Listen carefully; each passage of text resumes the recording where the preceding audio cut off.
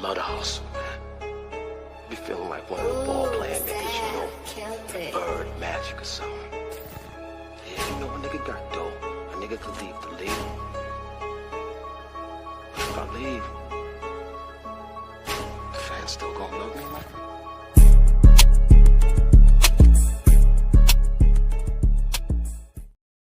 You can see it's not Two Cigars in a Blunt. It's actually the Better Than Sex Sports podcast. The man on the street, hey, Russian. I was just telling the fellas behind the goddamn scene. I didn't even have a chance to change the goddamn intro. Man, god damn it. Boy, I tell you, boy, if it ain't one thing, it's another. But, you know, ladies and gentlemen, you know how we do. We roll with the goddamn punches. But let's do it the right damn way. Ah, shit. Here we go. Oh, you want to play? Here we go.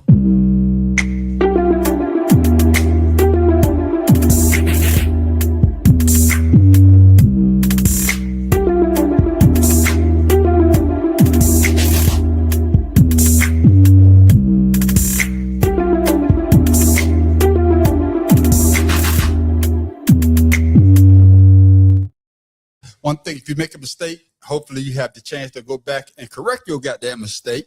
And that's what we just did. There you go. Welcome to the Better Than Sex Sports podcast. Of course, you know I am the man on the street. And we're back after a week of no football. Pharaoh King. Right. Tim Dog from Be More Careful. I'm so glad that the rain is gone for now because it's beautiful out here. And once before we get this started, man, we want to send out shout out to our one of our partners, our brother from another mother. Shout out, man. You in our prayers, man. You know, I hit you up. If you get a chance, hit me back, man. But just know that you in our prayers, man, and that praying everything will be all right. But you don't forget, Mad Professor, man, that hurricane bearing down on him right now. I ain't a hurricane. That motherfucker used to that shit. He used to that shit. Bad Professor fucking with you. Hopefully you come through that like you always do. You probably, Matt, Mad Professor, that old dude that be outside yelling at the sun. Why you so bright? So he probably outside. Yelling. You got that old guy that always yelling that shit. That's the Bad Professor. Where the hell all this water coming from? Damn. Look. Goddamn cat drinking milk out the bowl. Oh, yeah. I bet it. Why the mailman got to put my mail in the mailbox? Right. In your fucking mailbox. That's the Bad Professor. Matt Professor, man, we hope that you and your family have safe as well. But ladies and gentlemen, I don't give a fuck. Yeah. I don't give a fuck. Like you say, Pharaoh, why that cat drinking it? Look at the cat drinking that milk out the bowl. That's cat drinking the milk out the goddamn bowl. Where the fuck you going to drink it at your goddamn face? But ladies and gentlemen, like my man Pharaoh King said, we was gone for a week, but we're back and we're back with a vengeance. But if you ever check this out before, this is how we always start our podcast off. Or if you never checked this out before, we always got to ask the brothers, how was the day? My main man, Tim Dog, down in Be More Careful. How was your day, my brother? Man, my day was wonderful. Okadoi, Copacetic Okadoi, all right, as my boy Heavy D used to say. Spending time with my mom, making sure that she's okay, and I feel good about that. And I'll be the first to say I am proud to be a mama's boy. I'm not rubbing it in for those who aren't. I'm just letting you know that it feels good to be appreciated and loved by your parents, because you lazy, ungrateful motherfuckers gonna sit there and hold grudges. Time comes when she ain't here no longer no more. Then what the fuck you gonna do? Oh, I'm sorry, I wish. Get rid of that shit before it happens. Yeah, be the first one at the grave site crying and shit and trying to jump in. Take me with you. Well, jump your ass in that goddamn hole. Yeah. I can help you, yes.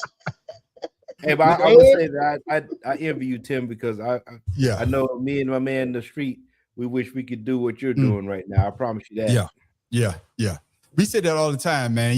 That's why I say I don't want you to take it the wrong way. Be very envious of you. And like I say, enjoy your mom, man, because I was telling a friend earlier about my birthday. When I celebrated my 56th birthday, my mom would send me $56 to some that and they ain't nothing, but that's $56 on something that I could go buy for myself. You know what I'm saying? And you miss those type of small things.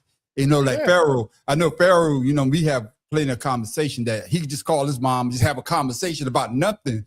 And it's the best conversation ever. I'm not gonna speak for you, Pharaoh, but like I say though, you just call it. Hey, mom, what you doing? Nothing. What you do today? Hey, I went grocery shopping. What you got? But then that conversation leading to something else. You're like, God damn, I missed those days, Pharaoh. Well, mine was the she knew at 1500 she was getting a phone call because that was the first person I need to hear after job.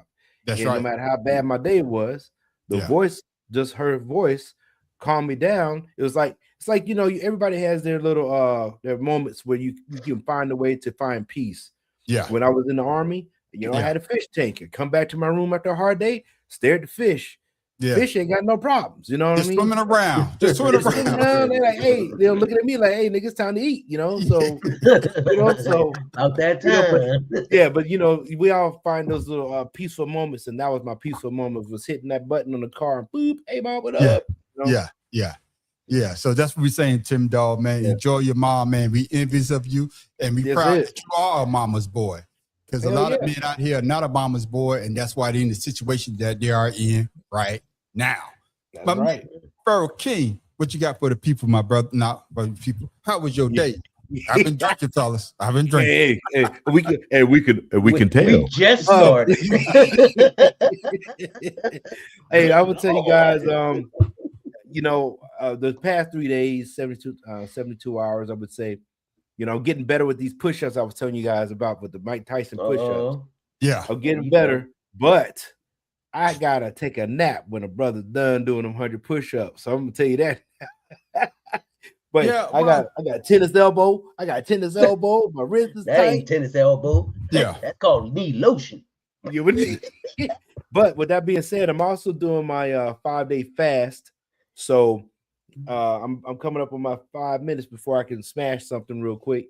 But that's been working too. I dropped about 6 pounds, you know, including doing the push-ups and everything. So, hey man, I'm trying to just find ways, but I'm hurting, man. I hurt. I have to ice the shoulder. I got to take a couple of pain medicines and take a cold shower.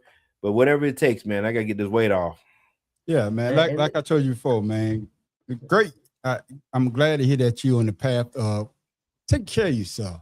Because, you know, after you retire, you know, even though we're still working, but after you retire from the Army, you could just say the fuck it and just lay around and do nothing like me. Because I say the same thing. I need to get back out in the goddamn gym. But at least you saw it.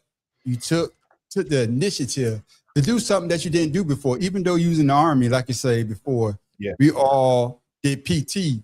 But if you want to achieve and make sure you can't rely on the unit PT, you have to take it upon yourself. And that's what you're doing right now.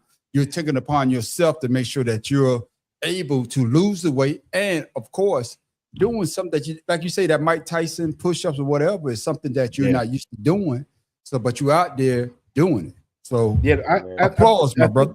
I think the soldiers too, because you know, a few of them they encouraging me. You know, they make an old man feel better about himself. That's all I can say. But they say you're doing more than anybody in the Army's doing right now. So and I say, well, you know, it's one of those things. We got to do something if we can, if we're able. Yeah. So Well, my brother, I'm dropping a bomb for you. Go ahead, Tim Dog. What you got to say? I was late on the street. I'm back now. I heard you there, man, on the street. Yeah. As for me, man, you know, my day went well. I'm sorry. I was just gonna say I always admire Pharaoh and what he does, because you know he says that he's doing it and some things may not work out, but he never stops. He complains, but he never stops. well, that's part of the process. Yes, I do. That's part of the process. But you never stop. The process for Pharaoh is to complain, because he want to hear us. He want us to say he want to get an attaboy, Pharaoh. So you want an attaboy. So how about if your ass would have took care of it earlier, like you wouldn't be in this situation right now? Exactly. Hey, but that's beside the point. Yeah, I understand. But let better me say late than never, right? Better late than never. That's why I say that, man. I'm so happy. I'm proud of you that you decided to do something to take care of your health. Because a lot of brothers, man, you wait too late. Like I said before, I used to work out and I got a whole goddamn gym, Pharaoh, you know, in my goddamn garage. And every time I look at that shit, I'm gonna work out today. But hearing you say makes me say to myself, I need to get up and do what I need to do because I don't even have a gym. I just do some push-ups on the floor. Yeah, but what I'm about to say is that a lot of somebody didn't wake up this morning thinking they was going to do something today and didn't do it, but you actually doing something that you say you was going to do yesterday. You're doing it today, and you will be continue. Hopefully, but God bless you, give you the energy you'll be able to do it tomorrow. Another bomb for my main man Pharaoh. Fellas, as for me, as y'all may know, July 19th, I just celebrated my 35th anniversary. Me and my wife, we went out to Atlanta. God damn. Yeah, 35 years. Yeah, 35 years. So I just told her, I just told her to pack a bag, and we went down to Atlanta for just for Saturday. We came back Sunday, and then of course once we got there, she was like, "Where my gift at?" Well, this is the gift, the trip. Hey. Niggas. I was like, niggas. Fellas, I was like, nigga. God damn. Isn't that what they say? With women, they always looking for something else. It's like, it just isn't enough, is it? Yeah, it just isn't. Hey, Pharaoh, I give you 2 inches, now you want 4. God damn, you know I had 2 inches, that's all I had.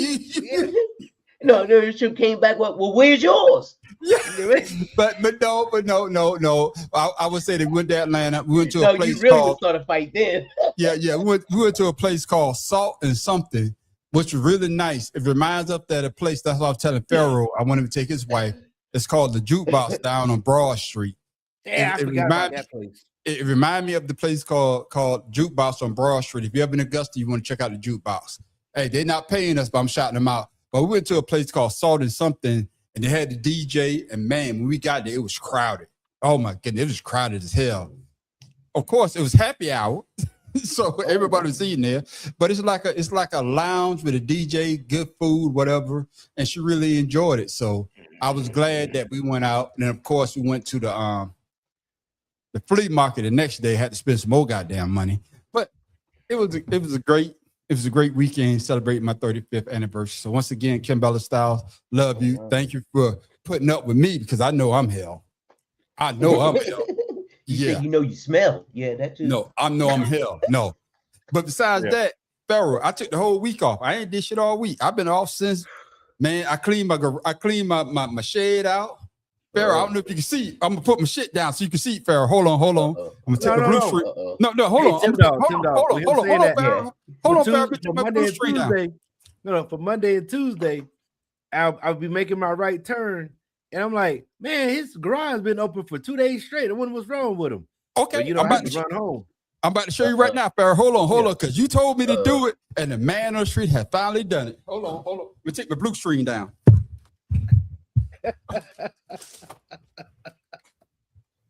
Can you see it? Oh, okay. That's my insulation. Yeah. I got my garage all insulated now. That's it. Oh, snap. Hey, man, I'm ready for the winter. Well, that's the thing. No, for the damn summer. It's damn too hot in this bitch. Yeah, even for the summertime, it helps out. Yeah. So I did that today, and then I put up, before we go to the show, I done put up my, I want to buy me a little mini split, and I put up my shit, ready to drill my hole through the wall. Yeah, I'm about to be nice and cool and nice and warm in the goddamn winter time. But ladies and gentlemen, that's how we start our show off. If this is the first time, we always got to let y'all know how our day went. And the man on the street hasn't been working since last Friday. So I'm enjoying my goddamn self. Yes, fellas, all I got to say, a lot of beer and a lot of alcohol. Fellas, all I got to say is, man, sports is really lacking right now. And we about to talk about some shit I never thought we would talk about. And that is the World Cup. Now, fellas, I'm about to say this. All Donald Trump shit y'all want to say, hold it. Because we got a whole segment for his bitch ass. So don't bring his ass up when we talking about the World Cup. All right, my brothers? All right. It's going to be hard. All right. I know it's going to be hard, but keep it to yourself. It took extra time, but for Spain, it turns out the heart of a champion beats red. La Roja coming out on top in a thrilling match against defending champs Argentina, 1-0 on a goal from Ferran Torres, claiming the country's second World Cup title and first since 2010. Absolutely delighted to see the Spanish win. We're all España! That's a really good match. It comes after Spain held Argentina to no official shots on goal, and sensation Lamine Yamal had a chance to win in the waning moments of regular time on a free kick. Argentine goalkeeper Emiliano Martinez with one spectacular save after another. But in the end, Spain and their 19-year-old phenom Yamal prevailing, a teenage champion and just the fourth teenager ever to win a World Cup. The historic matchup pitting Spain, the best defense, against Argentina, the best offense, their first World Cup clash in 60 years. Spain now becomes the first nation ever to hold both the men's and women's World Cup titles simultaneously. The remarkable championship included the final's first ever halftime show, flush with stars from Shakira to Madonna to BTS, as well as the heads of state from Spain, Canada, Mexico, and the United States. As fans celebrate the incredible run of football the world just witnessed in what might be Lionel Messi's final appearance representing Argentina on the international stage, ending one story chapter and perhaps seeing another one first written. Ladies and gentlemen, like I said before, this is the first for us because I'll be the first to say it. The man on the street is not the original football person that watch it all day. I call it soccer, they call it football, but fuck it, soccer. I'll be the first one to say it. So forgive me if I'm not as profound or knowledgeable as a bunch of you out there. But that being said, I'll be illiterate on this shit. With that being said, Pharaoh, the Spain win because of superior, goddamn. You know what I'm saying. All right. Superior. Argentina, yeah, thank you. Or did Argentina simply play too conservatively? Yeah, I've been drinking since about 2 o'clock. You ain't even tried though. You just said fuck it. Yeah, skip right over that. No, it was I would say that Spain was favored to win anyway, regardless. Yeah. So with that being said, it was Argentina's to lose, which they did. Yeah. And I would say that with no shots on goal shows how superior they were. Yeah. All right, defensively. Now, when you keep, like I said, I've noticed during the World Cups, a lot of teams that won, they stayed on the offensive side of the field more, 9 times out of 10, and that's how they end up winning the game, except for the Egypt game that Argentina played. Yeah. I would say that I believe Egypt should have been there as opposed to the Argentina team. So they got what they deserve, as far as I'm concerned. Yeah. What about you, Tim Dog? Did Spain win because of superior tactics, or did Argentina simply play too conservatively? Yeah, I got it out that time, Tim Dog. I think it was just more Spain's defense. Yep. I mean, that was a defensive game, and to go 1-0, that shows the superiority of the defense right there. Yeah. And Argentina had plenty of chances, but the goalkeeper, he kept the ball out of the goal. That to me was impressive by itself, because Argentina, I mean, them boys were fast. They had the ball. They had many opportunities, many kill shots, but they just couldn't capitalize. And the one where Messi shot it right over the goal to get the first goal of the game, that right there, it was in the second half, I think it was. That right there shows that he was getting tired too. You could see him then getting fatigued, and they started switching him out more too. Yeah, and Tim, you made a great point. And trust me, I can't speak for the rest of my brothers on here, but we're not Argentina fans. Not because of the players on the field, because of the country. So I'm going to say this: I wanted the motherfuckers to lose. They never did a damn thing to me, but because of other reasons, I'm glad that they lost. And I'm gonna leave it at that. I'm gonna leave it at that. But with that being said, Tim Dog, what does the World Cup loss mean for Lionel Messi international legacy? Because he was the best player that they say was on the field. On the pitch. On the pitch, that is, on the pitch. Yeah. On the pitch. I mean, it's just going to grow. They're going to pitch it. Last season, he almost won the World Cup. Every great player wants to go out on top. I mean, to come out second, it's not the same feeling, but he still comes out on top. He still comes out going to the World Cup finals, and that right there just shows his determination all the way to the end, in my opinion. Yeah, and what you saying to me, Tim Dog, is like I say, I don't follow soccer the way that a lot of people do, but Messier is probably one of the well-known players. Messi. Just Messi shit. Messier, fuck, I put an A on the bit. Yeah. Just like I say,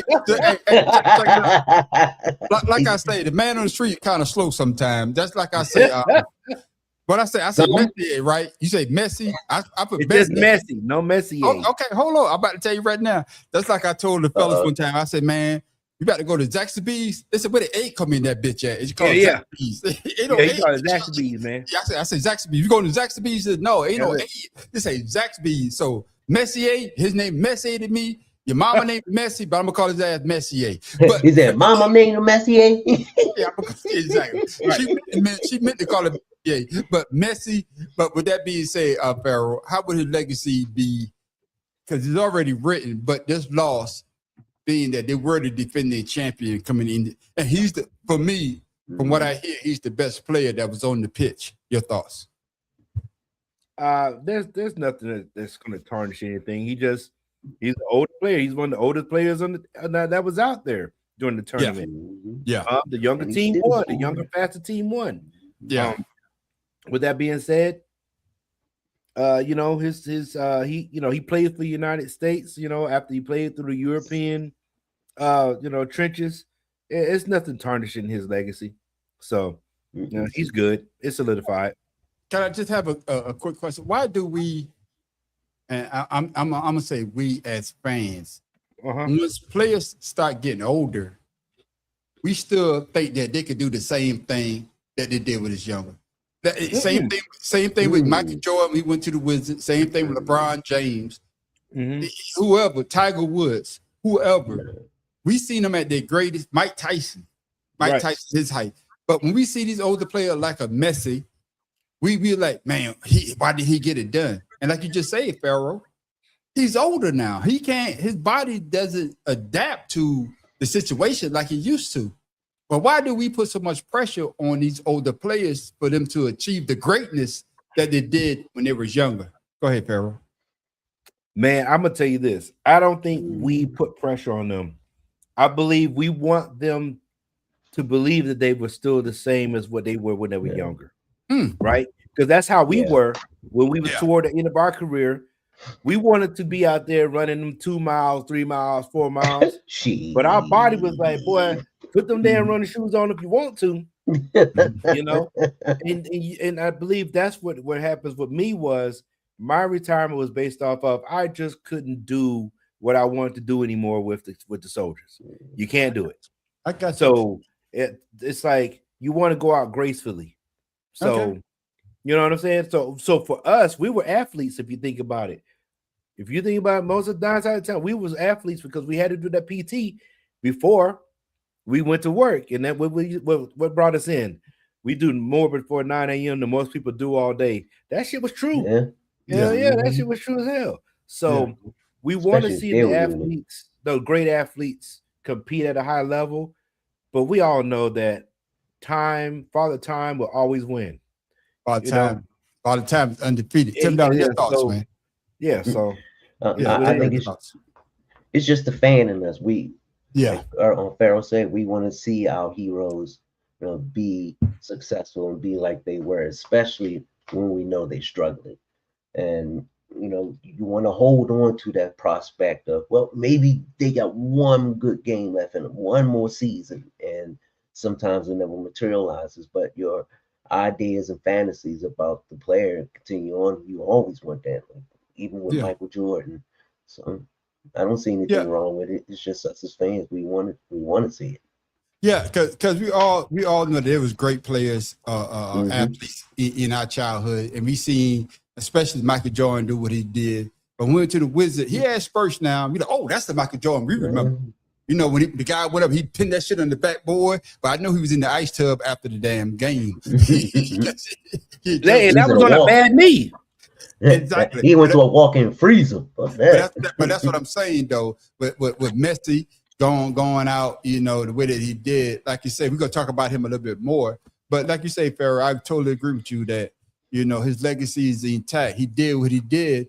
And for us that seen him in his prime, we can always say that, damn, that's the guy that a lot of soccer players, well, Pele was the dude when I was growing up. It was Pele. That's right. It was Pele. Then it became Messi. Then it was somebody else between that point. But Ronaldo, what's his name? Ronaldo, Yeah. something like that? Ronaldo, yeah. Cristiano. Ronaldo. Yeah. But I'm just saying, you know, they got players in between there, but now Messi is this generation, I would say soccer for, Michael Jordan for soccer. But That's right. Pharaoh, something that you said earlier, see, Pharaoh always try to go out and do more than he need to do. Just like with a woman. Overachiever. That's why back in my younger day, I used to tell them straight up, all you get is a good 3 minutes. Maybe 5. Now, if you want 7, you're not gonna get 7. So when I give you them 2, you gotta take be a happy. nap. No, hell no. Be happy with them damn 2. Be happy with them 2 because That's right. I done exerted myself and I'm over 50 now. So be happy That's with right. these 2 minutes. That's right. That's Oh my goodness. He's Yeah, you tell I've been drinking. Hey, look. Goddamn Look, I ain't trying to get no oxygen mask because he's trying to make you happy. my Like, you God. crazy? Oh my God. He said, Before we move my on, lungs gonna catch a cramp. before we move on to the next question, did y'all see the shit with the oxygen tank put in the damn garbage disposal? The motherfucking garbage man went to pick that bitch up. The Oh bitch, yeah, and then it exploded. And yeah, I saw that. yeah, on the news. 2 motherfuckers go to, motherfucker put an Mhm. empty. Well, I guess they thought it was an empty oxygen tank, 2 oxygen tank in the in the trash. goddamn in the trash disposal, and not trash disposal, Put trash in can. trash can. 2 brothers went to get the damn trash loaded on the trash truck. The shit exploded. One brother had to go to. One brother got knocked out. The other brother was rolling around on the damn ground. He had to go to the emergency room. Yeah. So a message from the Betty Says Sports Podcast: do not put your oxygen tanks inside the goddamn. No, you supposed to garbage take that to the hazardous dump. Well, that person didn't know. Do not put your goddamn oxygen tank in the goddamn garbage disposal. But with that being said, fellas, moving right along. That's just a PSA. Pharaoh, with that being said, More than a PSA. was Ferran Torres the true hero, or was Spain's defensive control the biggest reason they won? I'm going to say that their defense, like I said, they were favored to win. Mhm. This is Spain's second World Cup from what I was told. And then Yeah, they was champion last year. So this has been back for them. No, Argentina was champions last No, I time. mean Argentina, yeah, but this is Spain's second one, what I'm saying overall. Yeah. I would say Torres is the new hotness, man. You know, he's gonna take the reins. He's gonna be the new, because like I said, Cristiano Ronaldo, he's out. And we're looking for somebody new. It's time. Just like in the NFL. Can I ask you this a fair man? Yeah. Don't take this wrong way. Is that the young brother that's 14? No, that nigga 19, man. Who we talking about? The young brother, right? That's what I don't watch it. I'm just trying to make sure. He's No, 19. he's 19. He's the first teenager to win it. So that's the youngest dude. Yeah. Okay, then. All right. Okay, the young brother. Yeah. Okay, He was the one in the picture with Messi when he was a baby. And now he played with Messi. That's crazy. I could have typed the message behind the screen and be like, "Hey fellas, who we talking about? Is that the young dude?" But I'm like, motherfuckers, no, I don't watch it. So shit. Hey, we keeping it real on our show. Other people fake it, but the man on the street real keeping lazy. it real. Hell no, I do not watch soccer. The original Hey, I football. understand, man. I'm not going. No, Tim Dog. I want people to know. No, I do. We keep it real on this goddamn show. Why try to be something that I'm not? So that's why I'm asking. So that's the young brother, right? Yeah. 19-year-old. Okay. All right, Pharaoh. Go continue. Now I knew you talking about. I mean, other than that, this is like any other sport, man. Yeah. We get our old quarterbacks. We tired of seeing Aaron Rodgers, man. Where the new guy at? You know what I'm saying? Yeah. So Brett Favre.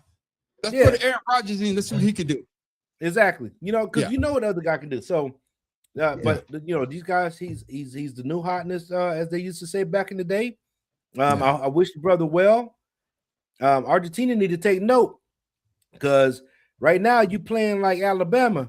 They knew when they played USC that they need to get some black players. We need some of them. Y'all better wake the fuck up. Anyway, Exactly. They were playing West. Down it was a Western Kentucky. Western Texas team. yeah. Because I'm telling you, they're coming. I'm glad Pharaoh say that, Tim Dog. It takes me right into my next question. Does Spain championship prove that team depth matters more than having the biggest superstar? Oh, hell yeah.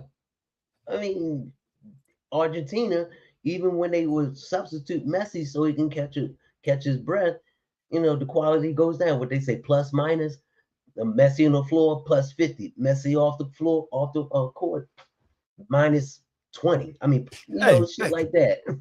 Tim Dog, man, fuck you and Pharaoh.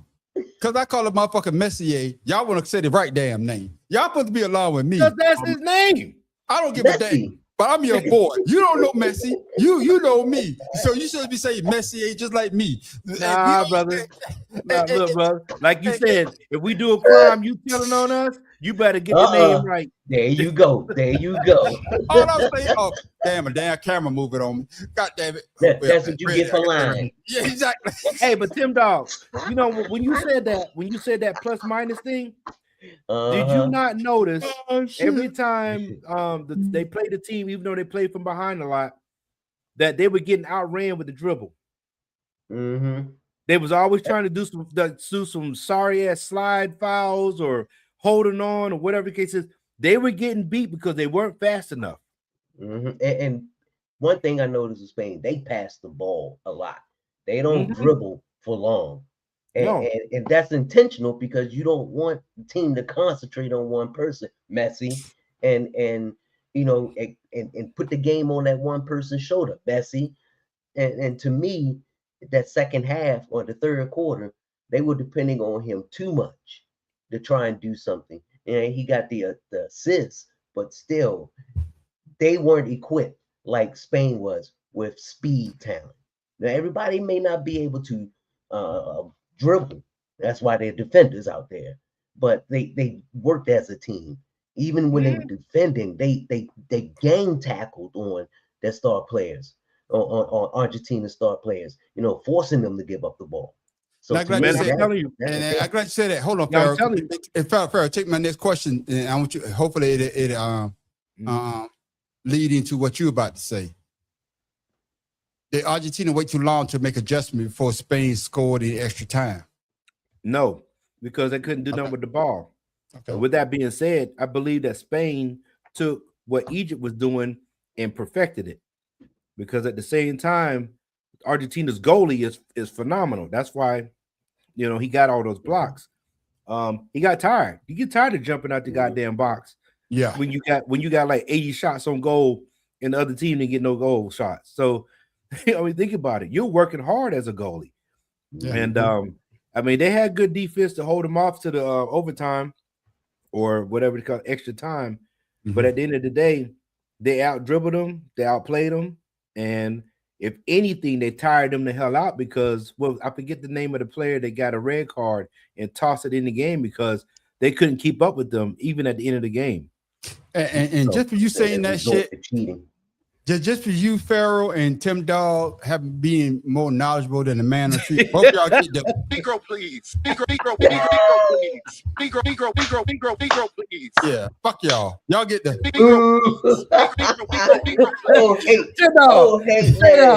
Isn't it crazy that we get hated on because we actually watch another sport? Negro, please. Exactly. Negro, please. Fuck y'all.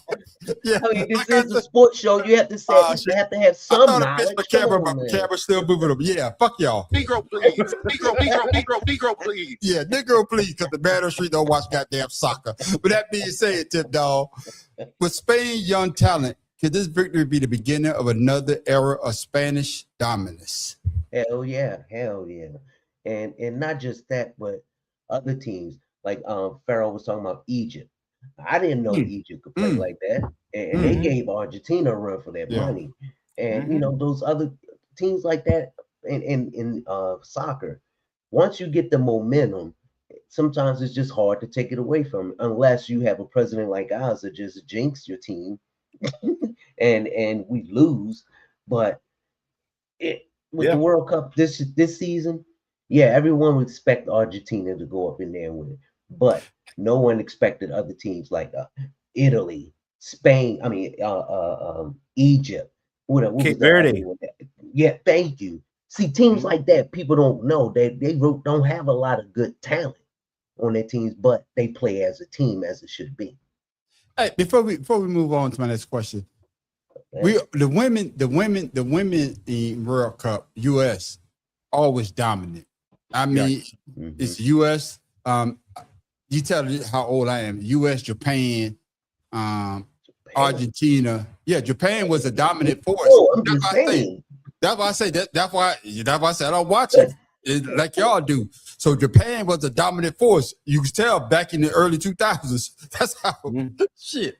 Tim Dog, if you saying that shit, you get the Negro, please. Negro, Oh, see, try to show me up. It's No, just, hell no. no. It's just like a black person. You try to educate them on something, they say you showing them out, and they give you some Exactly. Negro. You Come supposed on, because y'all supposed to roll along with me. You supposed to say, oh, all you supposed to do is, yeah, I remember that. You get a Negro, please on that. No, I'm not gonna play with you. I'm gonna just agree to whatever you say. No, just do what you just did. But I say Japan was Japan. No, just agree with me because the man, like I told the people, the man on the street is not knowledgeable in goddamn World Cup in soccer, but you still try to show me up. So just for that, Tim, you get another Negro, please. Thank you. But with that being said, Pharaoh, Come on, man. With that being said, Pharaoh, we got a king. We always hear about the women, especially USA soccer. That's one of the reasons they started the professional women's soccer league, because they were so dominant. Right. What would it take for the men in USA soccer to be on that level, or better yet, get past? I think they got to the second round to get to, I think it's the regional after that, to get to the regional round and hopefully to the championship round and eventually win the World Cup. What would it take for USA soccer, in your opinion?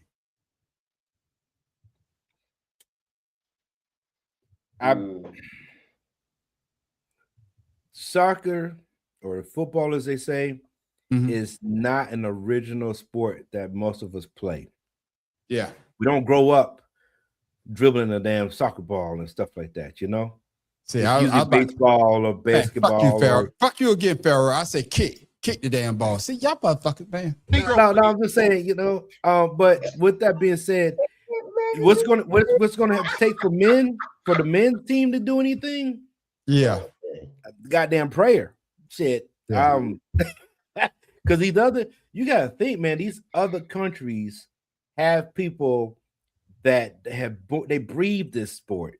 Yeah, day and night. Right, they breathe the sport. The United States is not a country that breathes that sport, even though they want to. Now the women are really good because that's what I'm saying. Yeah. Women play soccer young. Yeah. The men have a lot other stuff that they go do. Yeah. The women play. There's only a few sports that women can play and make it to another level. And soccer, softball, and basketball are the three. Yeah, I will put volleyball in there as well, depending on your height. And now, those are the ones that give you the scholarships to go to college, and then you can do something afterwards. And softball and basketball as well, because basketball is at the forefront. So that's why the women do so good. Plus, you know, American women are bigger than most of these other teams out there. They're bigger and stronger than most of the females out there. So, you know, unless they get with like some of the East European teams that could equalize them, but other teams that play, they're small. Yeah, like all the Latin teams, they're little. Yeah. But that being said, Tim, the same question. We done seen the female side of the house. I'm talking about the USA women win the World Cup and being dominant at it. Why doesn't the men have that same type of success? Or do you agree with what Pharaoh just said? Yeah, I can't agree with Pharaoh, because look at the other countries when it comes to other sports. United States, we groom basketball players when they're young, when they're young in junior high, you know, IAA basketball, and things like that, and baseball. Whereas other countries, when it comes to soccer, that's their main dominant sport. Yeah. Whereas the United States, we have other sports that we can really pick and choose from it to be good at and be proficient at. And Yeah. to me, that is the difference between us and a lot of other countries. Diversity of the teams, of the sports, not just team diversity of the sports that we play, and how well we play at them. Yeah, and I totally agree with y'all because, like I say, and I also think about where you grew up as well, because I'm from a small town in South Carolina. We did have a tennis team, but we never had a soccer team, so we didn't get exposed to that. Of course, once you join the military, you get exposed to other sports like soccer and golf. We didn't have a golf team. We had a softball team because them motherfuckers back where I'm from. Oh, they play some goddamn softball. My boy Ski, happy birthday, my boy Ski. That motherfucker one of the best softball player, baseball players ever. But I'm just saying, sports that you don't usually see now, like Pharaoh, his daughter played lacrosse. In my high school, you say lacrosse, they say about the motherfucking shirt. No, nigga, we talking about the motherfucker with you understand what I'm saying? Yeah. Lacrosse was good in Baltimore because but what I'm saying is John Hopkins and things like that. But what I'm saying, Tim Dog, you from a city. You from a major city. Stuff like that. No, I get it. No, stuff like that is not played where I'm from, where you got less than 5,000 people, one red light and two blinking light. Motherfucker, you say lacrosse, motherfucker, we talk about the shirt. Yeah, I got the green one. I got the That's not lacrosse, that's Lacosta. Lacoste, the same shit. Motherfucker for the country. Hey, Tim Dog. Let him go. I'll let him go with it, man. I couldn't help it, man. I couldn't help it. Tim Dog, for you to be in that motherfucker, then you get the Negro, please. Negro, please. Hey, I'll let him ride with that shit, Tim. Thank you. Pharaoh. That's why me and you boys. That's why I fuck with you, Pharaoh. Because you know the fuck I was talking about. Let's let it ride, right? I'm sorry. They just keep calling me. I couldn't help myself, man. They just keep calling me. You know what I'm saying? Hey, Tim Dog. I was thinking about Lecoq Sportive. Remember that one? Lecoq Sportive. Yeah. I was like, maybe he's trying to say that. I don't know. No. You talking about Le Court Sportif. That's the shit, the chicken on it. Yeah.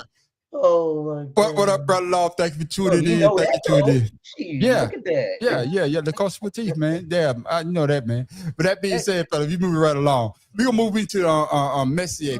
We talked about him a little bit earlier, Tim Dog and Pharaoh. And Pharaoh, we even brought it up. You say that it doesn't, this loss doesn't affect his legacy.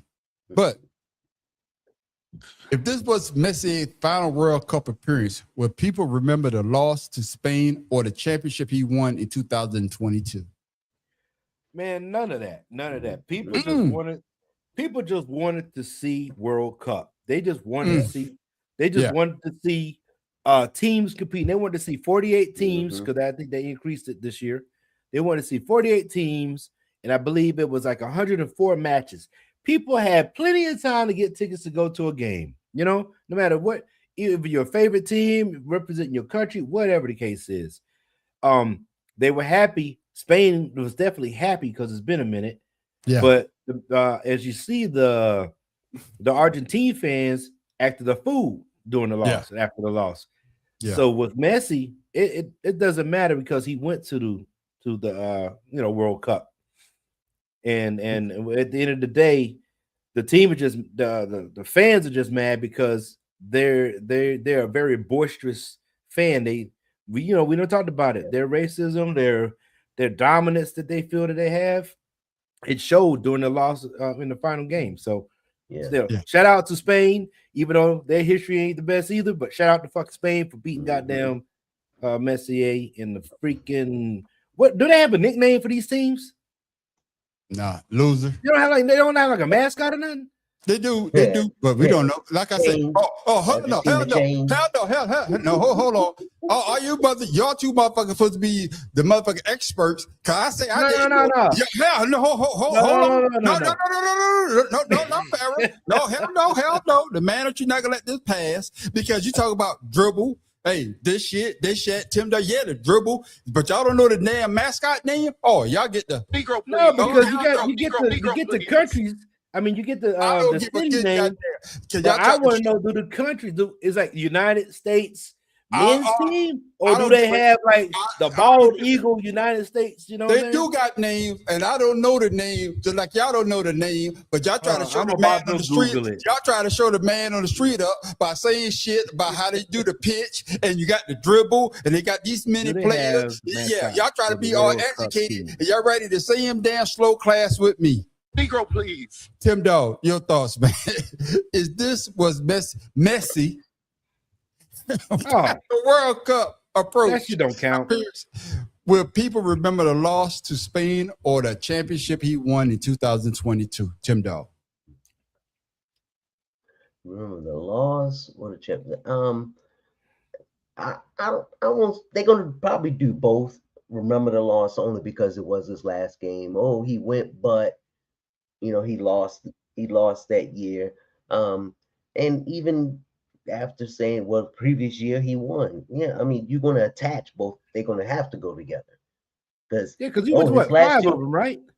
Yep.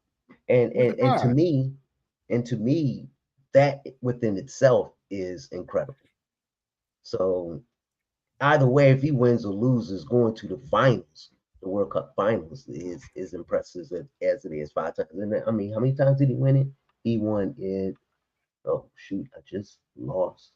Anyway, I know he won 3 times, if I'm not mistaken, in the World Cup. If I'm on a reading. I guess what it boils down to is that we always, when we look at great players, even though they might have got to the dance but didn't want the dance, we some of us hold that against that person. I guess that's what I'm 6. saying. Yeah, he went to 6 and went 3. This is 6 World Cup, but he has the most appearances with 34. Cristiano Ronaldo is 27, and then Mathis out of Germany is 25, and then Klose out of Germany is 24. So that's what he's going to be known for. Is right there. Yeah, It's Ronaldo 6 World Cups. take his. But that's what I'm saying, Pharaoh. We hold that against, I know y'all not LeBron fan, but we hold that against LeBron. Some people, not talking about the panel, some people hold that against LeBron for going to 9 straight, but only winning 4. But you got Messier, went to how many? No, he went to 10. He went But he 9 only straight, won- but he went to 10 and he won 4. But that's what I'm saying. But what I'm saying with Messi, how many Messi went to again? He went to 6 World Cups. Finals. 6 But how many did finals he World win? Cups. 3. 3 out of He won 6. 3. But what I'm saying is that we pick and He choose. didn't go 6 finals, Tim. Yeah, it says 6 tied with Cristiano Ronaldo. No, they what, the finals? Yeah, the finals, not the whole tournament itself. I'm saying the finals. Well, then it would be the No, whole tournament that's- because it's no, only that's every 4 appearances, years until he man. was no, his appearances were He had 34 appearances, but he been to yeah, 6 that's his World Cup. appearances. Okay, he Right, been to- finals. He didn't do finals in every one of them.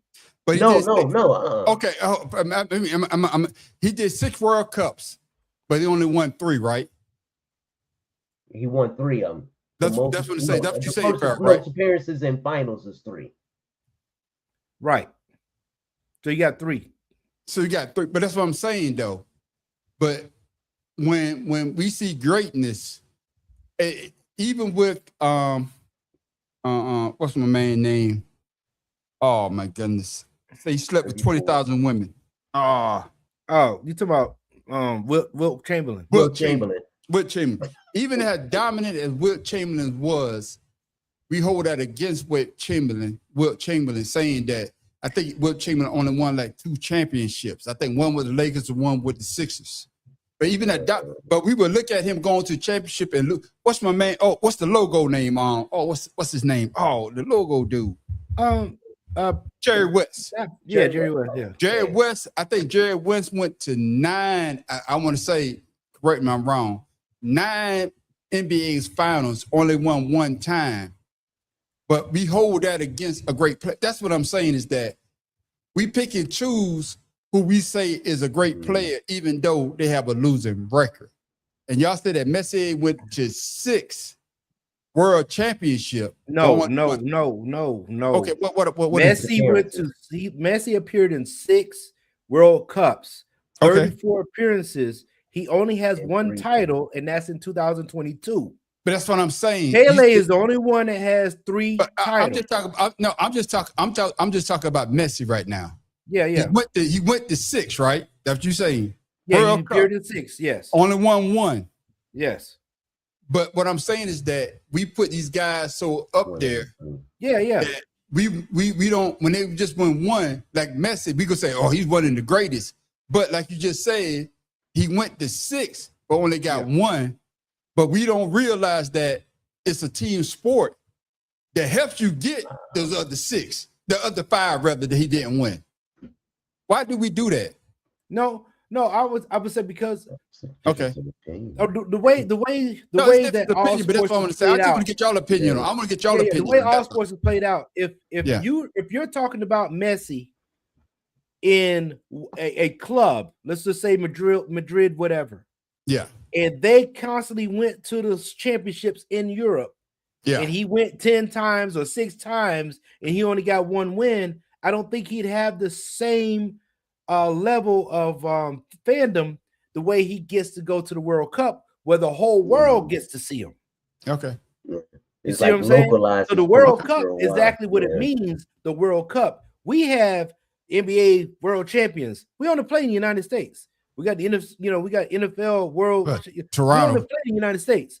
So with that being said, I mean, that's still not the world, though. No, yeah, I mean, you might have world, you might have other people. You guys say North America. You always say that. North America. You guys say North America. Okay, North America, whatever the hell you want to call it. No, but with that being said, you always say North America. You always say, man, no, you got to say North America, Pharaoh. You always say, go ahead. But with that being said, I just believe that he's playing on a different level. So if LeBron James was on the Olympic team, I'm not just saying LeBron. No, I'm saying LeBron James on the Olympic team, and he went to 5 Olympic whatever. Yeah, and he only win 1 out the 5 he went to, or 6. We wouldn't be talking about him the same as going to 10 NBA championships, winning 4. Okay, so it's a different level. Okay, Tim Dahl, your thoughts, man. I'm just curious. That's why I said I want to get y'all take on it. That's all. Go ahead, Tim Dahl. To me, I kind of agree with what Pharaoh's saying, but it also depends on the fans and how they feel about the player and or team. I like that too. And fans, they can either make or break you depending on how they feel about you. And Messi, he was just a showman. Like Fernando, when he first came in, he showed me he could dribble the ball, he could do tricks and score. And that's and the guy with Brazil, the Ronaldo. That guy, Ronaldo. Mm-hmm.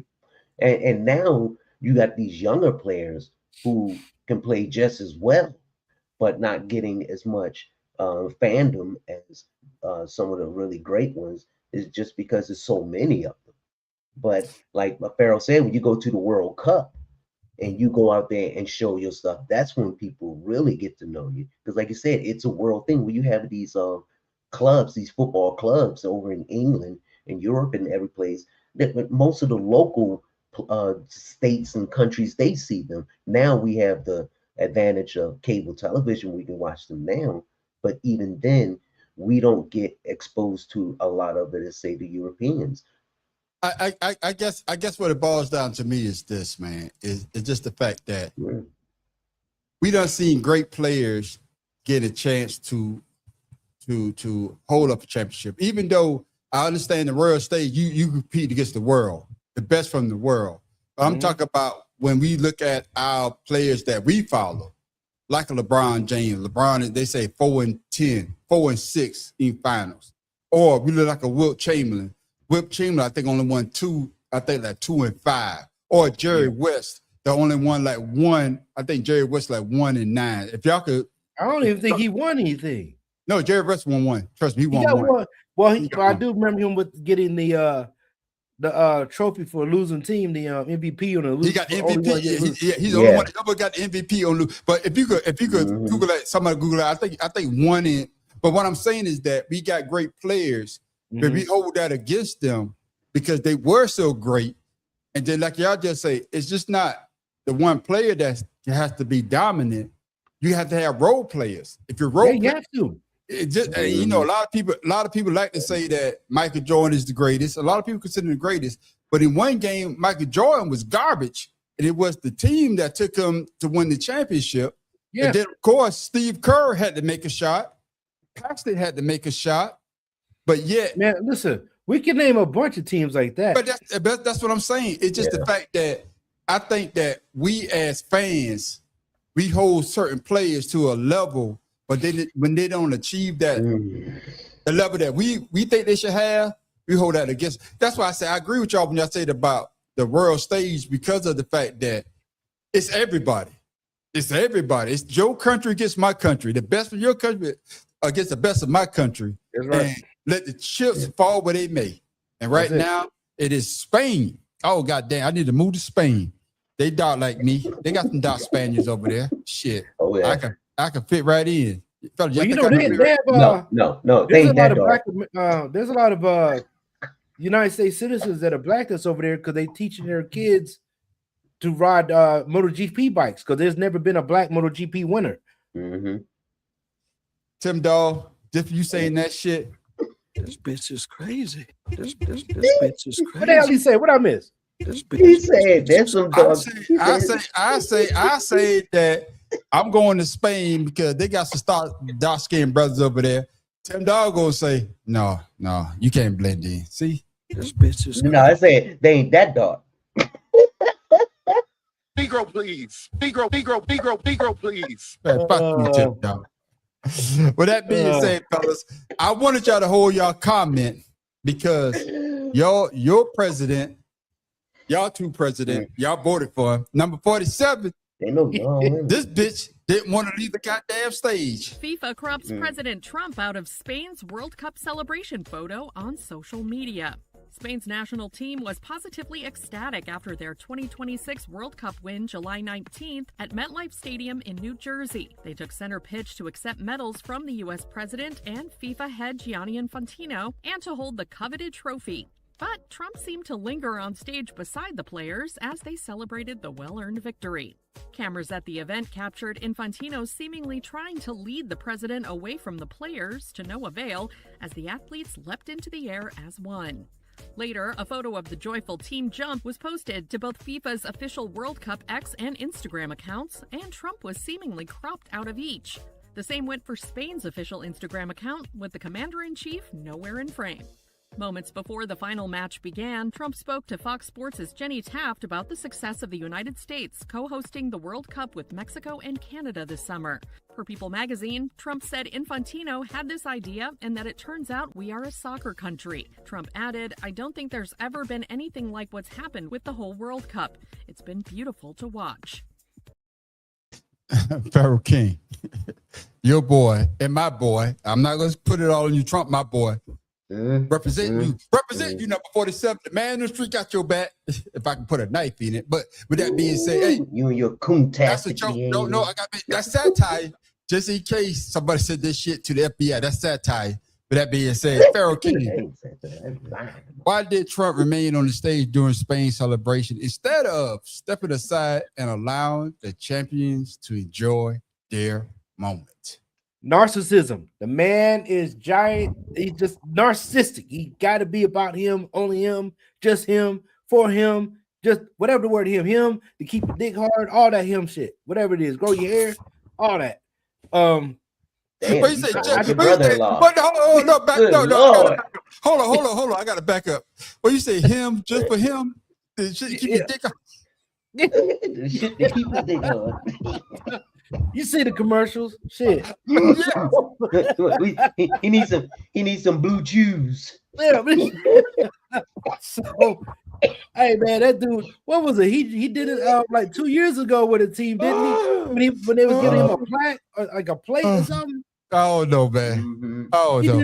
did it with them. Oh. And like I said, you talk bad about Spain, but you want to take a picture with them. Yeah. You said that Spain was basically is a piece of shit, but you damn sure going to take a picture with them. I don't know what you're trying to do, but you knew you was going to get cropped out of that picture. Shit. I knew that. Yeah, exactly. Tim Dog, does the controversy show how Trump can become the center of attention even when an event has nothing to do with politics? You do that shit every day. What you talking about? You do that with the war. He do that shit with politics. He do that shit with gas. He do that shit with McDonald's. He did that shit with the Bible. Come on now. We all know how he is. I mean, it's just sad and ridiculous that the Republicans aren't doing anything about it. They the one created this. And then on the White House webpage, they have the same photo, but at a different angle, showing this orange motherfucker. They not showing the team, they just showing him. Not the Spaniards. What is it, Tim? That orange motherfucker. Hey, Pharaoh, and I want you to get this on as well, Tim Dog. Man. Was the decision to post a photo without Trump political, or did FIFA and Spain simply choose the best picture of the team celebrating? Pharaoh, I'm here for you first, and Tim Dog, I want you to close it out. FIFA did the exact for once they did something right. It's about the team and the team victory. It's not about anybody else up there. Nobody's bigger than the team. And Trump tried to make that happen. Or the host country, because the U.S. hosts the world. It's not about the host country. Well, no, we gotta understand because Canada hosted it, and so did Mexico. You didn't right? Well, North America. I'm talking about North America. They all in North America. So yeah, Pharaoh, you let us know North America. You always say I'm helping you out. No, North I America. said the countries that hosted it. They ain't gotta be North America. North America's a continent, man. They ain't no goddamn country. Well, it's a continent, motherfucker. Shit, I'm helping you out. Shit, always trying to show you ain't helping me out. Not with no North America. So motherfucker continent. Shit, motherfucker. Fuck you, Pharaoh. You was rolling with me earlier. No, you was rolling with me earlier. Now you trying to throw my ass under the goddamn bus. Go ahead, Pharaoh. All right, so listen, man. This is what was interesting. The World Cup. What you call it? It generated $15.2 billion in total revenue this year. Yeah, that doubled from 2022 when it was 7.6, and Qatar hosted the World Cup that year. Think about the money that they made, because like I said, that's over 100 matches. Yeah, 48 teams, 100 matches. Now check this shit out. I'm going back to what my man Leonard said. Yeah, I'm about to say, the winning team won only got $51 million. There it is, right there. There it is, right there. Right in Argentina. Now imagine this. That's 15.2 billion. They got 50 million. In 2022 was 7.9 billion. Yeah. Tell me that's not a pay disparity with these teams, even though they get 100. I think they get like 100 and something million dollars to start their journey. Yeah. Right. But you only give them 51 million when you generated 15 billion. Yeah. And this is what I was trying to say when Shada was. That's the reason I put that video up, because I wanted to say, like the disparaging pay between the women and the men. Yeah. The women never generate $1 billion. Yeah. Yeah. And they get paid 20% of the pot. The men get 6%. Yeah. Yeah, and that's a pay disparity by all means, man. I mean, that's just ridiculous. They could have gave them $200 million out of $15 billion. They could have gave them $200 million. Yeah, yeah, and it wouldn't have touched nothing. And I'm glad you brought that up, because I was going to bring it up when you brought up the money. Thank you for that again. And the United States, they got 16 million for 16th place. So, God damn, like you say, Pharaoh, it's $1 billion industry, but they only get a small piece of the pie. Tim Dog, your thoughts, man. With them cropping out Donald Trump, what's the decision? Shit, I don't know. That's my question. You can tell. What the decision to post a photo without Trump political, or did FIFA and Spain simply choose the best picture of the team celebrating? Yeah, they chose the best picture for their team celebrating their victory, not the best photo with an asshole who photobombing the team's victory. And then on top of it, they was like, "Oh, so you got? Oh, go ahead, I got this. Yeah, yeah, you know, putting his fists up. Who does that? It wasn't the United States winning. It was Spain. Yeah, But yet, and- just because The of his team narcissism, that they didn't he do it. called piece of shit for Yeah. the country. So, Come on, and, man. and it goes back to what Pharaoh said earlier, man. I think you and Pharaoh said it, Tim Dog. It's just the fact that this guy had to be the center of attention. It's not your time. You know what I'm saying? When you won the presidency, do you want somebody to photobomb your goddamn presidency when you walking down the street? Or you want to be this, you want to be on the stage by yourself. And Spain should have been on the stage by themselves. Even the goddamn dude, I don't know if that was the president of FIFA, trying to pull your dumb ass away, but you. No. Come on, man. Get your bitch ass off the goddamn stage. You and your, like you say, Pharaoh, your long ass tie all the way down your Yeah, goddamn that's the longest time I've ever seen in a person ever. he gonna be the center of attention when his ass go to congressional hearings. How about that? I'm just saying that this was a chance for Spain to show that, hey, we the most dominant team this year. And like you say, it's not like the NBA championship or the Super Bowl. This is against the world. You could say to yourself, we are the world champion because the world comes together for the World Cup. And of course, Spain is number goddamn uno. So Donald Trump. I do have a quick fun fact about football. When it was brought to Brazil. So football was brought to Brazil by England back in the 19th century, like the end of the 19th century. So with that being said, there was laws against black people touching white players. Yeah. Right. So then they would get arrested or whatever the case is if they ever touch the right player. So the dribble that we see today was invented by Brazilian players, so they would not have to touch or had to be able to touch white players. Okay. That's how what we see today. Brazil has basically made football what we see today. Pele made it famous, and Brazil is the one that actually got it to where they kick the ball and dribble, because all they did back in the day was kick the ball to each other and try to score. Brazil made the dribble so they can get past that.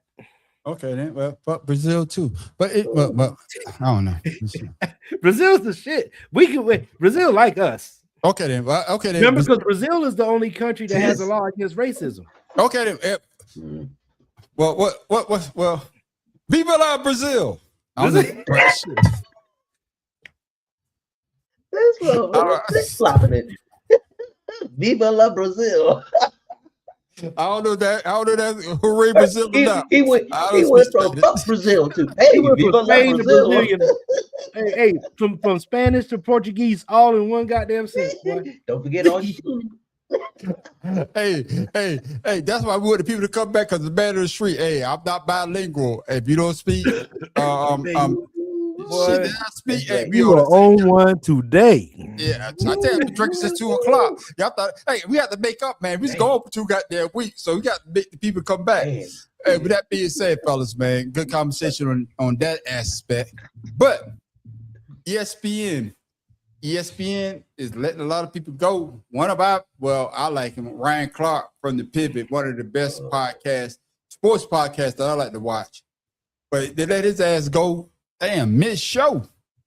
But your boy, your favorite and our favorite, and especially Shotter's favorite, Stephen A. Smith, has something to say about them letting Ryan Clark go. My brother, Ryan Clark, a person that I consider to be arguably the best NFL analyst in America, is no longer a member of ESPN. And I can't even tell y'all how much that hurts. I'm going to miss him. I am not happy about this decision one bit. The bosses know I'm not happy about this decision. I've made that very, very clear. But it's also important that myself and anybody else in the world of business be grown-ups and understand that these are the kind of things that happen when layoffs happen. The only thing that I can definitively say to you is that there's nobody that's going to be let go that was more of a friend and a brother to me than Ryan Clark.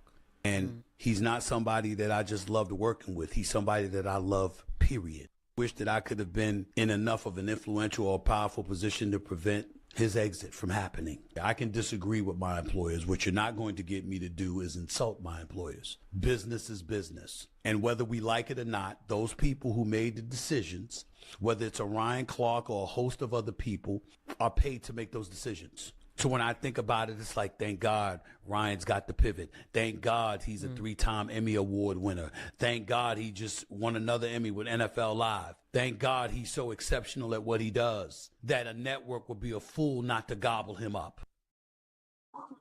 Before we get into the question I have, Tim Dow, what were your thoughts when you heard what Stephen A. Smith just said? This motherfucker right here, he don't have the right to sit there and say that, put that man out on blast. Why are you going to say that your best man is gone and you feel bad about that? You don't feel bad. You just happy that they haven't come to your ass. And then, you know, the thing that gets me is Stephen A. didn't ask you, he didn't ask you to go out there, Stephen A., and put his business out there. Yeah, Ryan Clark. If that was something Ryan Clark, if this is something you want to do, you would have done it himself.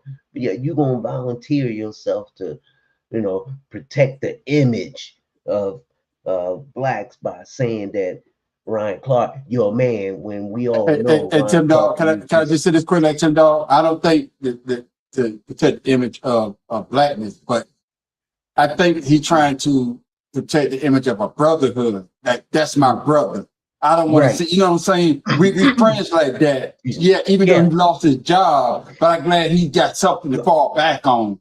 Yeah, that thing. And that's part of the $1 million that they gave him so he can do shit like this. Go out there and apologize for their mistakes of firing black people. But yet they still keeping him. They still keeping that old crazy ass girl that married that old ass white man. I can't stand her. What's her name? Y'all know what's on my the crazy NBA handles. Anyway, to me, Malika Andrews. Yeah, Malika Andrews. To me, I didn't know she was married. Shit.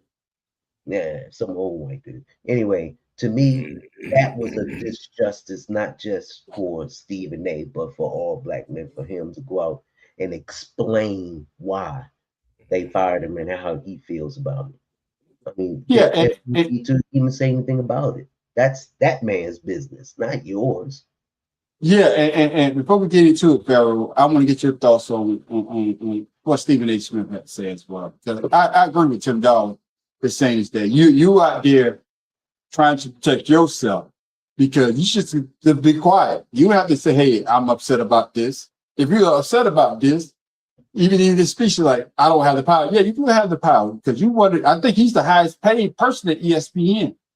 So that's just like when certain players on a team, let's say with watching the Redskins, when watching the Commanders, you don't think they're gonna go to Daniels, Jaden Daniels, like, hey, you think about trading this player? No, you can't do that. That's my best offensive. That's my best wide receiver. Why would you trade him? So you're trying to say that the people in charge that come to you, or better yet, you thought you had that power, and they let you know that you ain't shit. You can get rid of your bitch ass too if you wanted to. That's just why I saw it, Pharaoh. I could be wrong. Yeah. But no, listen, Stephen A. is narcissistic, just like goddamn the Orange Clown. Everything's about him because he has to say something when all you gotta do is be quiet. What was that quote that I said last week? It was like, man, I can't even remember what I said, but it was about being quiet. So shit. That's all right. I don't remember either. So hold on, man. I think I got. Hold on, man. Hold on. Did you know? Oh, it says it's better to remain silent and be thought of a fool than to speak and remove all doubt. That you are a fool. Yeah. And that is, but Stephen A. is speaking to his people now when he's on there. He's speaking to the ones that really give a shit about what he's saying. We all know the dude's facade. We all know that his loyalty is about as far back as his hairline. So God damn, bro. And that's way back. Hey, I totally agree with you, man. That's why prehistoric. Yeah, that's why I want to ask that before I go into our next question. It's because of the fact that you came on there and Stephen A. Smith is the highest paid person on ESPN. And if you could tell me, that's just like we had a job. If I'm the highest paid person and I'm the person that people come to watch, and they say, "Hey, I'm about to fire Pharaoh or Tim Dog." If I'm the highest paid person, no, I need them because they make me work better. They make the show better. You need to fire this person. But for him to come on there and for him to be braggadocious, like y'all said, the way that he is, that just shows me that, hey, all that shit you be talking about, I'm the Don Dada. Shout out again. I'm the Don Dada at ESPN. No, you just another nigga on the goddamn payroll. And then wait your bitch ass to say some shit to get rid of your ass. Go ahead, Pharaoh. Well, I'll tell you what, their ratings about to fall.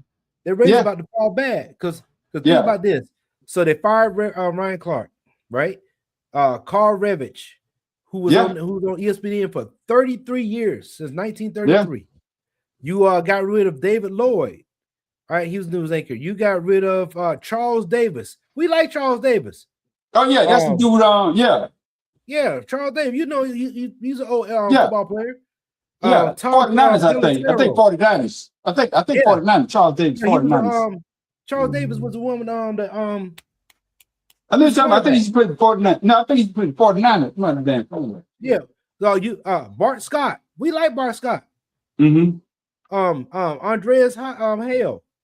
She covered the MMA, you know, then whatever. But these guys here, these people are big names. These people had long. Oh, and then you're gonna sign. You're gonna get rid of Cam Newton. You just signed him to a damn deal. Yep. Well, you just gave him a new litigation deal right there. No, they gonna pay his contract. Oh yeah, they have to. But the whole thing is, you got these people. They made you look good, and I don't believe that comment that Ryan Clark said about. That's the player. That's the non-player in you. I don't believe that got him fired. I don't know why people keep putting that shit up on social media. Ryan Clark probably has some stuff going on behind the scenes, but knowledge base, the man was decent. He had a good conversation. Yeah. He brought a level of professionalism to the panel, and Stephen A. used to go over to that panel and bother them before he started his show. So. Come on, man. I got to correct myself. Fuck up. What's his name? Charles Davis. That's his name. Yeah. The one you he played for the He played for the Cowboys. Fuck him. He need to be fired. Yo, that's a different level of hate right there, boy. Man, that's some serious petty hate right there, boy. That's a felon 47 hate. Jerry Jones hate. No. I didn't know. I put it up. He played for Tennessee from 1983 to 1986 and signed as an undrafted free agent with the Dallas Cowboys in 1987. What was his position? Where was it? He was a cornerback, right? Yeah, I think he played cornerback. I think. No, he was a defensive back. Yeah, cornerback. One of them. Yes, one of the defensive backs. The quarterback. Yeah. Yeah. Cornerback, safety, whatever. One of those motherfuckers. Yeah. I know that. Yeah. My brother, I had love for you. Then I saw you was undrafted agent for the Dallas Cowboys. So fuck you and your job. Welcome to my side of the world. Yeah. Oh my God. I'm the Donald Trump. I am the Donald Trump of sports podcast. Oh, if you ever play for the Cowboys, fuck you. I can't stand y'all motherfuckers. Yeah. Hey, I had some love for Dion, but when he put that star on, I instantly hated him. I tell you what, the Baltimore did. Hey, once he switched team, I'm back on his side. But with that being said, Tim Dog, where ESPN lay up for Ryan Clark, Cam Newton, and others major like Pharaoh just said, personality truly about restructuring or where their salaries the real issue. I think it has more or less to do with a political issue than anything. That'd be restructuring. Yeah, that it would be the only thing that I would see for them to restructure because I mean, they're not firing people out there doing something wrong, getting arrested with DUI, Yeah. out there corruption or anything like that. God forbid if they did, then I guess they still have their job. But to me, this is more or less a political pressure from up above with DEI and getting rid of certain people. And who knows, it could be a personal vendetta with someone in ESPN who don't like the ethnicity or too much thereof or lack thereof of certain ethnicities. So to me, that it's just like a whitewashing of history. My opinion only. Yeah, and I'm glad you said. And no, hold on. I'm glad you say that, Pharaoh, and hopefully it'll chime into what you're about to say. Tim, I'm glad you say that because a lot of people are saying why that a lot of these prominent people that know their sports, like you say, Cam Newton, MVP, star quarterback in the league. Ryan Clark, one of the hardest hitting quarterbacks. Like he said, hey, all I had to do was go knock him out because I had safety, because I had Sean Taylor on one side. Then when I played with Pittsburgh, I had Troy Polamalu on the other same side. All I got to do is make a goddamn hit. But that being said, Pharaoh, hopefully this will tie into what you're about to say. How does ESPN justify cutting respected analysts while reportedly considered an even larger contract for Pat McAfee? Hopefully that ties into what you're about to say. I can't stand Pat McAfee, man. I hate that dude. Plus, he's a Trump supporter. So ESPN said it was driven by corporate consolidation following the acquisition of the NFL Network, which is part of Disney. And we all know what that's about. Because NFL integration is that, whatever the case is. I don't know what they want to do with Pat McAfee because his show is boring as hell. His style is boring. His knowledge base gave him more time. And he was an average kicker. So and Pharaoh, he is average, but he I know a lot of people might say that. Mr. No, he ain't the drink. So I'm about to speak some shit right now. A lot of people might say that I look at a thing through a certain lens. But what is Pat McAfee?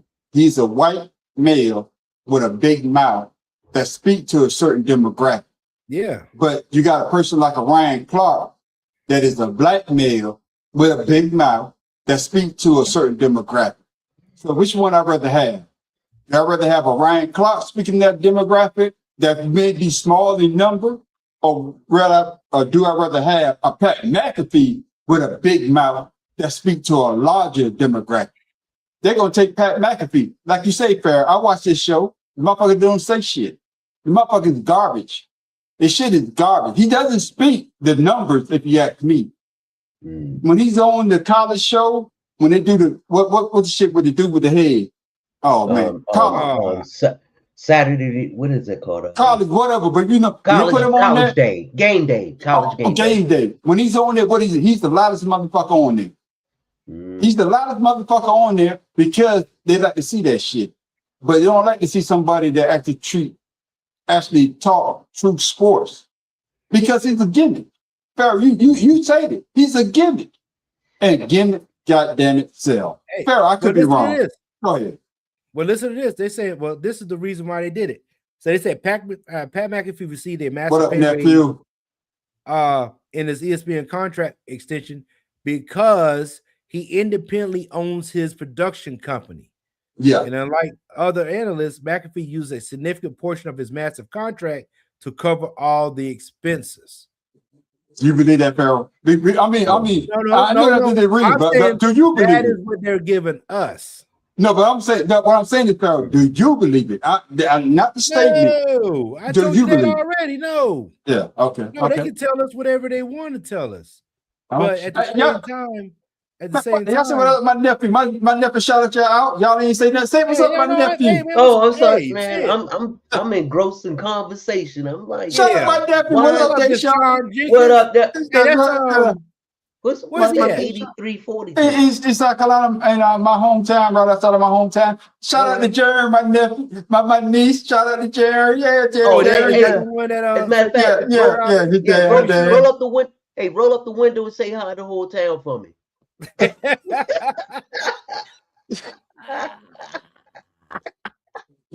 he say, go to the blinking light and yell.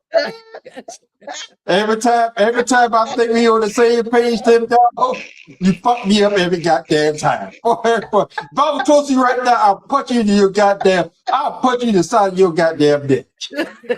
Hey, I want to come down. I'm trying to do it for a roll out. So you may have chances. Hey, you know, Hey, that was a good one, too, boy. Hey, hold on. I'm gonna tell you like this. I'm gonna tell you this. No homo.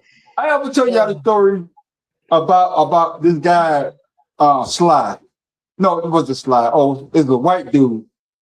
Oh, what's his name? I can't think of his name. He was telling me this guy Sly a damn story. It ain't got shit to do with sports, brother. But you say that he was in the Navy. They was in the Navy. And Tim Dog, this is the reason why I'm telling this story, because this is what I would do to your bitch ass. He said this dude, he always used to get drunk. Every time, man, he go someplace drunk and they had to tow him home. He said one night, them motherfuckers got tired of towing this motherfucker home. And he said when he's drunk, nothing could wake him up. So they said they took his ass home, took it to the barracks. And he said like 5 of them, all of them staying behind him, all of them did what? Put you right in his asshole. All of them, about 5 or 6 damn times, right? Then the next morning he woke up. He was like, man, what happened last night? He's like, why? What's going on? He's like, man, I don't remember nothing. He said, you don't remember nothing? He said, man, I woke up, all I felt was my asshole hurt. He said, man, you remember taking that dude home last night? See, Tim Dog, that's me to you. If your ass drunk, I'll put you dead in your asshole, and I ain't telling you shit. What happened to you the night before? See, there's a flaw in your little thing right there. No, Tim Dog. I ain't never getting drunk like that outside my house. Exactly. I'm just saying, if you ever get drunk with me and your asshole hurting, I don't punch you in your asshole. Punch you in your neck. I'm gonna put your bitch ass in your goddamn neck. Man, that shut me down like a dead battery. I'm like, See, Tim Dog, you got him thinking of some crazy ass shit because you said roll your window down in the town and say hello to everybody. Exactly. Thank you. You ain't got to insult my goddamn town. Fuck you, Tim Dog. I'm gonna put your ass in the asshole. You say some bullshit. That shit was hilarious, boy. But back to the show, fellas. I'm sorry, man.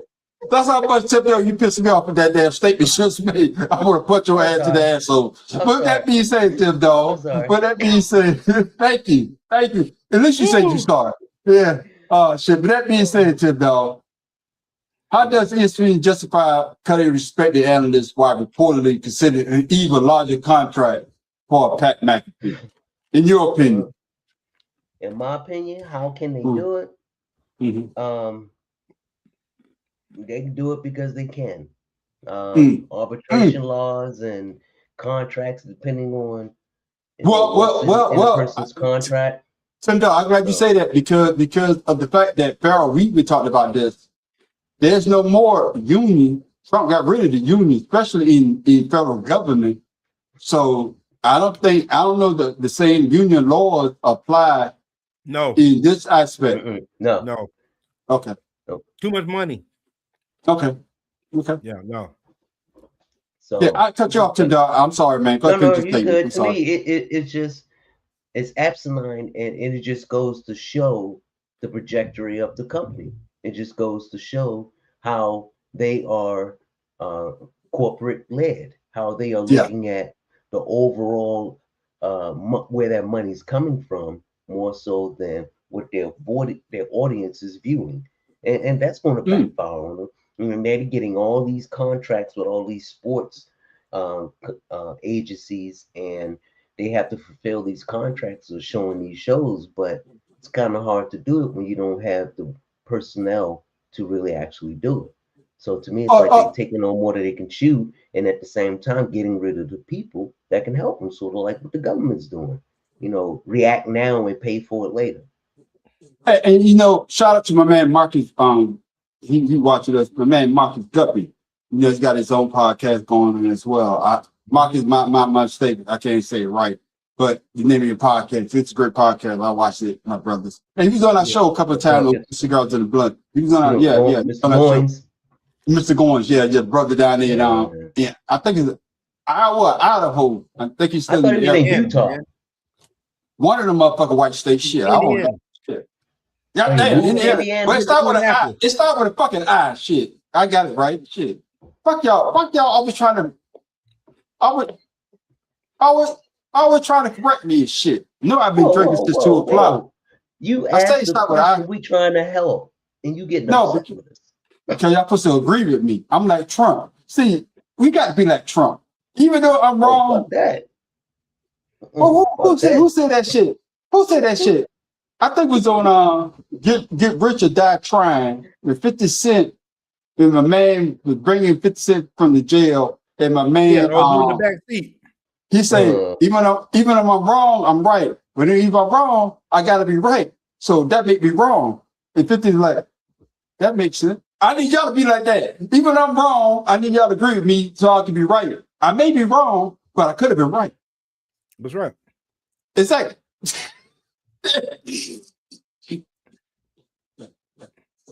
But in that case, you was wrong because the niggas in But Indiana. I could have been right. But I could have been right. But Pharaoh, you missing it. But I could have been right. Yeah, you could have. See, I shot the motherfucker because he owed me money. But yeah, had he not owed me money, I wouldn't have shot him. Exactly. So I could have been wrong, but I could have been right for shooting the motherfucker because he didn't have enough money. But with that being said, man, let's keep the show moving. Now you won't get nothing because he You won't get that. But Pharaoh, you brought it up earlier, Pharaoh. You brought it up earlier, and you brought his name up. You said it. There it is. There it is. Hold it right here. The aspiring long-time employee like a car ravage show the loyalty and experience no longer matter in sports media. Man, it didn't matter at all. It's just, I'm telling you now. What, like I said, oh boy, for 33 years. 33 years. Yeah. All right. And like what was that? 60 Oh, minutes. it's not like Cam Newton. They just hired a couple years ago. Like 60 minutes. Yeah. They don't fire that people. Them dudes stayed till they was, dying. You know, and they would get new people to replace them. So Hey, Pharaoh, you say that, motherfucker, this is his last segment from the funeral. Motherfucker still got the microphone in the casket. Go ahead. Yeah. Like a Supreme Court justice. Yeah, like a Supreme Court justice. It's like, yeah. So the loyalty is definitely out the window with these jokers, man. Oh yeah. Tim Dog, your thoughts, man. That's why a long time employee like Carl Ravage right there. show that loyalty and experience no longer matter in sports media. Hey man, how you on the computer? In that hurricane on your ass? Yeah. Bitch at Tim. Mediocrity at his work. You right, man, Professor. Go ahead, Tim Dog. The question. Oh, man. I mean, it to me it's already happening now. I mean, they already know that they take an example from the man upstairs, the man on top. They're going to take the lead from him, get rid of whoever they want to pacify this person so they can get whatever they want, regardless of what's going on in their own house. They're not thinking about their own house. They're thinking about their own selves. And to me, that is doing not just the company a disservice, but the people who depend on that service and the people that they demand to give service to, all those sports and all those other countries that got recognized because of ESPN, but now because they come so damn political that they firing people with experience or not showing the shows that they should just because of political pressure. Like the Iranian soccer team. That's crazy. Yeah, and you're totally correct, man. And the fact of the matter is that when we watch sports, or better yet, when ESPN was on top, you watch it for the Stuart Scotts. You watch it for what's the other dude that was Stewart that cried? Chris Berman. Oh yeah. Him and what's the other dude you played with Denver? Oh, I can't think of his name right now. I can't explain that motherfucker, but him and Chris Berman was a good combination. But I knew he played with Denver. The black dude. My goodness. The brother. Yeah. I know he was a man with Denver Broncos. Yeah. But y'all know what I'm talking about. Keith. No, that's not Keith Olbermann. Chief Jackson. His last name Jackson. Was it Jackson? I think his last name Jackson or something. I think his last name. But y'all know what I'm talking about. When we watch shows like that, if you watch that tag team, the way they do with Chris Berman and my man from Denver. It was great. Stu Jackson and my man, oh man, he cried every time he think about Stu Jackson. You know, Tom Jackson. Yeah, that's a dude. There you go. Yeah, Tom Jackson. What last name Jackson? Your mama name was what we call him? Stu Jackson. Mama name is Stu Jackson. We gonna call him Tom Jackson. Y'all know what the fuck we talking about. We watch sports long enough. But what I'm saying is that ESPN has gone away from that. Now they put up people out there that we don't know, that I guess we didn't grow up with these people or see them on television long enough to appreciate what they do. Because we all know when you saw Stu Scott, we're gonna get that boom bam, or what? Cooling the other side of the pillow. You gonna get that. You gonna get that street knowledge, what's attracts you to keep watching the show. Now they got people up there that when they speak, I don't know about y'all, I'm like, motherfucker, go to the next person. At least when they had Cam Newton up there, Cam Newton could speak from the point of being MVP in the NFL and a starting quarterback. At least we had Ryan Clark up there. Ryan Clark could speak from the point of being a young black man in America, growing up in that society. Also being one of the hardest hitting, what he was safety, right? Was it safety or cornerback? What was Ryan Clark? Safety, whatever. Talk about other great players, like you say about shit. All I had to do was make sure I make the tackle. If I didn't, I had my man, I just called his name, Farrell, for Washington. Who? Oh, Polamalu. No, that's Pittsburgh. Dude from Washington. Taylor. I had 21 over there. I had 43 over here. All I got to do is make sure I don't mess up. But if I do, he can talk about that knowledge of those great players. Now you got Pat McAfee, and even I think it was I don't think it was him old boy was talking about Peyton Manning. We talk about a goddamn kicker. The best voice on television. But like I said before, he fit that precision that they like to see. A young white man with a big goddamn mouth. But that's just my opinion. I could be wrong. Goddamn, brother. Yeah. Oh, man. The man on street, we on one right now. Yes, ladies and gentlemen, I've been drinking 2 o'clock. Y'all see the J. I'm going to sip on that one. With that being said, fellas, we moving right along. Keeping the goddamn show moving. Yeah, Tim Dog, you get a good laugh tonight. Why is it? This is our discussion question. We're going to come back to it. There's nothing that Shedeur Sanders can do to please every goddamn body. Every time you look at it, Shedeur Sanders is always on this person goddamn mind. Well, former Jets head coach Rex Ryan is back on social media bashing Shedeur Sanders, this time for Shedeur's latest photo shoot. Here over the summer break, Rex Ryan tweeted saying, "Get a load of this kid. Great talent, needs to realize as a franchise quarterback, there has to be more we than me. Come on, man." And I'm going to show y'all the video. I don't know if y'all saw it. Tim Dalton stepped out on him. Take him out. Farrell, I don't know if you saw it, but this is the post that got Rex Ryan panties all in the goddamn bunch.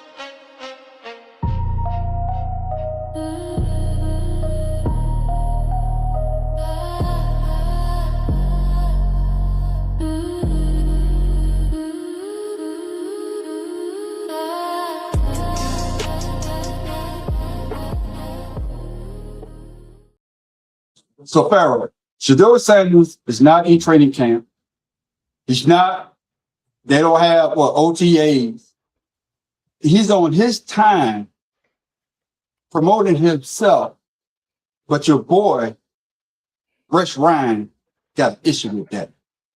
So Farrell, before I go to the question, Farrell, what do you think about what the guy said in the video? And what's that not appropriate what Shedeur Sanders did? Posted on his jersey in his driveway. Your thoughts? No, first of all, I'm surprised that Rex Ryan is really on this dude like he is, because there's other players that deserve way more attention than Shedeur Sanders. With that being said, Shedeur Sanders jersey is the #1 selling jersey in Cleveland's history. So Exactly. If I'm Shador, I'm going to embrace that because that just shows you the importance of you that the fans want to see you on the field. So I think he's promoting himself. You do what you got to do. Yeah. I don't care what you say. I'm glad you said that. I'm glad you said that, Farrell. Tim Dog. Farrell brought it up. Farrell, you got on point. I must read my notes again.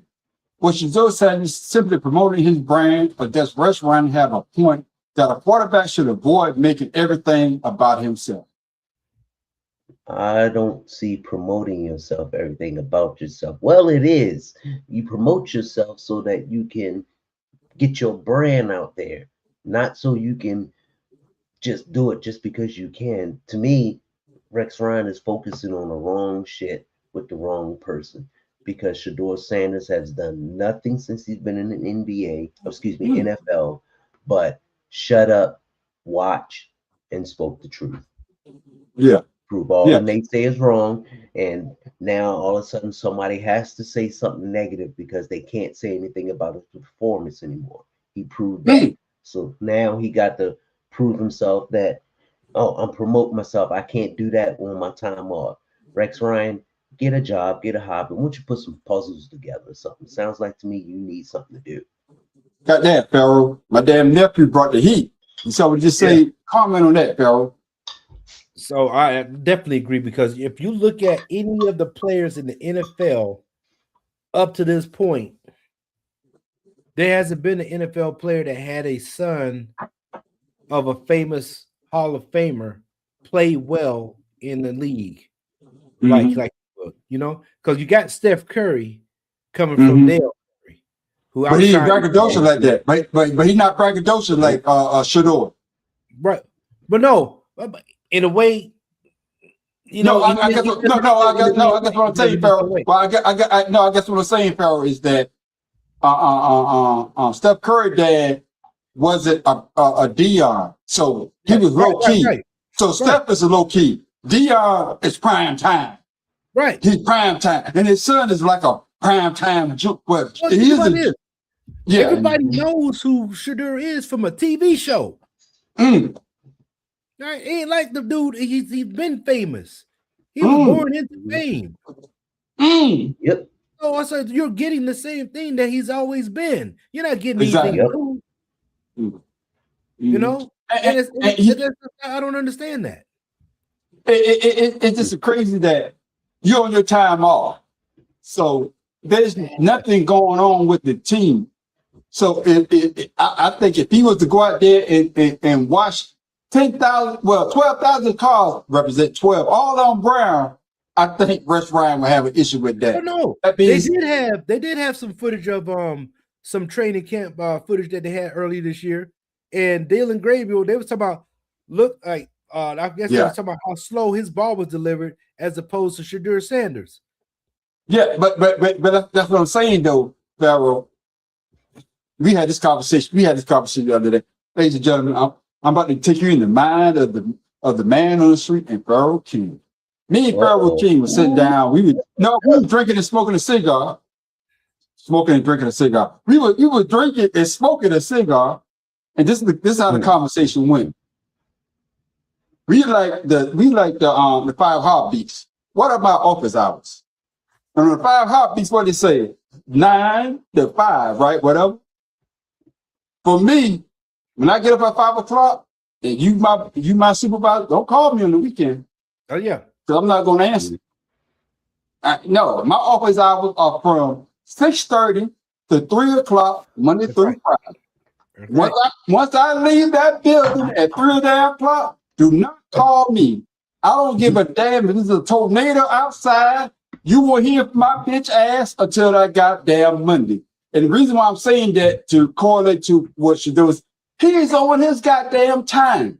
He's not on the Cleveland Browns time, Rex Ryan. So if he decides to put 10,000 jerseys in his goddamn driveway, that's what he wanted to do. And who's to say that he didn't sign every one of them to donate to a worthy cause? With that being said, Tim Dawg, why is Rex Ryan bothered by Shador displaying jerseys in his own yard when NFL players regularly participate in flashy photo shoots and endorsement campaigns? I guess this is probably going to give him some talking points for the season, maybe. Since Rex Ryan was a failed coach, he might as well be a failed sports analyst as well, because he's picking on someone that's already. Can I just say this, Tim Dog? I mean to cut you off. A failed head coach. He's a great defensive coach. He got y'all a couple championships. So he's a failed head coach. I'm just saying, I want to differentiate the two. Okay. Head coach, defensive coach. That's all I'm saying. But he wasn't number one coach. Yeah, he was. Yeah, that's all I'm saying. A defensive coach, that was a great defensive coach. But as a head coach, yeah, that mother failed. So, but Tim Dog, who am I to tell you what to say? My bad, my brother. Hey, Tim Dog, just for me interrupting you all myself. There you go. Go ahead, my brother. There you go. What the hell? I ain't gonna give my shit nothing. Anyway. No, I gave myself a Negro, please. Yeah. Well, we didn't hear that. Oh shit.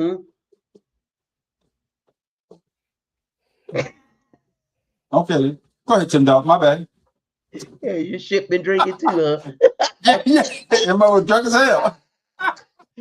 No, but to me, it's just like he's trying to pick a sound bite or pick a point for the season, which you understand. You know, trying to, pick his head or get in his head when Shedeur already went through this before. And I think that he's probably more prepared this season than he was last season, especially with the criticism. And now that he knows he's the man, he's the starter for the team, and it's for his to give up. So Rex Ryan, to me, just need to pick somebody else to pick on, because you're not gonna, startle this young man. You're not gonna get him flustered or anything like that. He's already proven that. Yeah. Man, go talk about Justin Herbert. You want to talk about somebody? Yeah, thank you. Woo, hey, fellas, that leads us into our this week's sports discussion.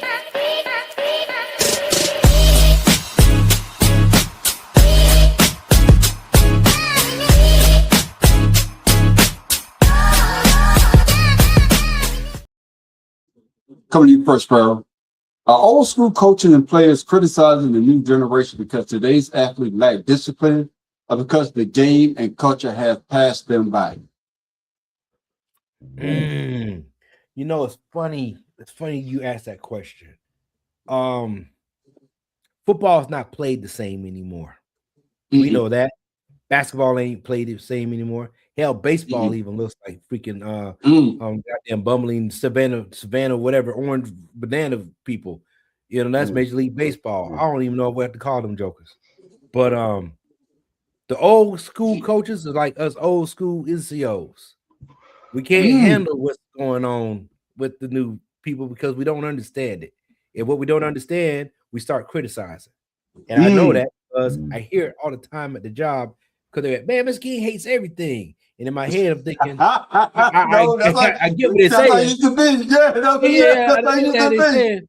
But I also told them, I said, being around them gets me to understand the new stuff. The differences. What's going on? Yeah. That's what's wrong with these old coaches. These old coaches, they're outplayed now. That's why we can't understand what's happening. We can't understand it. And it happened in the generation before us. So, if you think about it, but the game is we got 6-7 year quarterbacks in college to come to the NFL that doesn't have the same training regimen as NFL player. Like how like being with one team. You can't. Too many people are transferring, so you don't get a top-notch player coming out of college. You just get somebody that accomplished some goals, like Mendoza. Dude been around. Cam Ward, he got passing records for whatever Wazoo, but he gets with the Tennessee Titans, can't get 10 yards. It's like the NFL just plays so much different. They want now productivity with a failed system in the way the game is played. Yeah, and it's crazy that you brought it up, Tim Dog, and Farrell, you're right on point. Why do veteran players and coaches call confidence and self-promotion distraction when many of them were celebrated for similar behavior during their careers? Because Rex Ryan, like I said, when he's with Baltimore, that defense that he coached is one of the greatest to go down as one of the greatest. But you had characters like a Ray Lewis, the best player that they say, Farrell, you could tell me I'm wrong, but they say he's the best player to come out of Miami. Ed Reed on that damn defense. You understand what I'm saying? But now you got somebody like a goddamn Shedeur Sanders, and Rex Ryan seems to have a problem with what he's doing, not on the field, but what he does off the field. Make it make sense, Tim Dog. To me, you think of the player that's confident, self-promoting, you thinking T.O. You know how he was. But some people say he was a distraction. But T.O. was all about being ready and prepared. When he got hurt right before the season ended, and then he came in right before the Super Bowl, and he played his heart out, and he jumped on Donovan McNabb for not having a heart. To me, that is the wrong way of categorizing someone like that. You can have the energy, you can have all the self-promoting, and you are still a good professional player. He's not doing anything that's detrimental to the team. He's not even doing anything that's detrimental to himself. You have a person who dislikes what he's doing, don't know why he's doing it, but he dislikes it because to him, it looks like he's being selfish and about himself. And I think and Tim, I got you brought it up with T.O. You know, I know I wouldn't won that Super Bowl, fucking bitch ass Tom Brady. We had the Super Bowl in our hand. T.O. That's why he got the horse collar, because T.O. the guy made broke his damn leg. T.O. did came back. But one thing about T.O., yeah, he may have been a distraction on the field, but off the field, he never heard anything about him. You know what I'm saying? Him and Donovan McNabb could come together to give me my first championship. Maybe two different guys, two different personalities. Tim Dog, can I cry for a minute? Shit. That's my Super Bowl. That's my quarterback. I'm like T.O. right now. That's my quarterback. Shit. But he said that bitch ass shit when he went to goddamn Dallas. Fuck you, T.O. See what I'm saying? Because he didn't say that shit. He talked shit about the black man, but you got a bitch ass Romo fumbling the damn ball from the damn Seattle. I'm about to say Seattle Superstar. Seattle Seahawks got sacked, right? But yeah, why did I you want to say that? But then you go, yeah, because after they come back to Philly with me, you gonna talk about that's my quarterback, UTO, but he's still a great wide receiver though. But get back to Rex Ryan though. Oh Lord, yeah, we went all around the mountain. Yeah, but what I'm saying, Farrell, is that it seems like he got a personal vendetta against Shedeur, and like we said earlier, it's not during the football season. Even the people that play for Shedeur or coach Shedeur, they say when it's football time, it is business as usual. But with that being said, Farrell, do old school critics generally want to help younger players improve? Are they uncomfortable with athletes having more power, more money, and control over their own brains?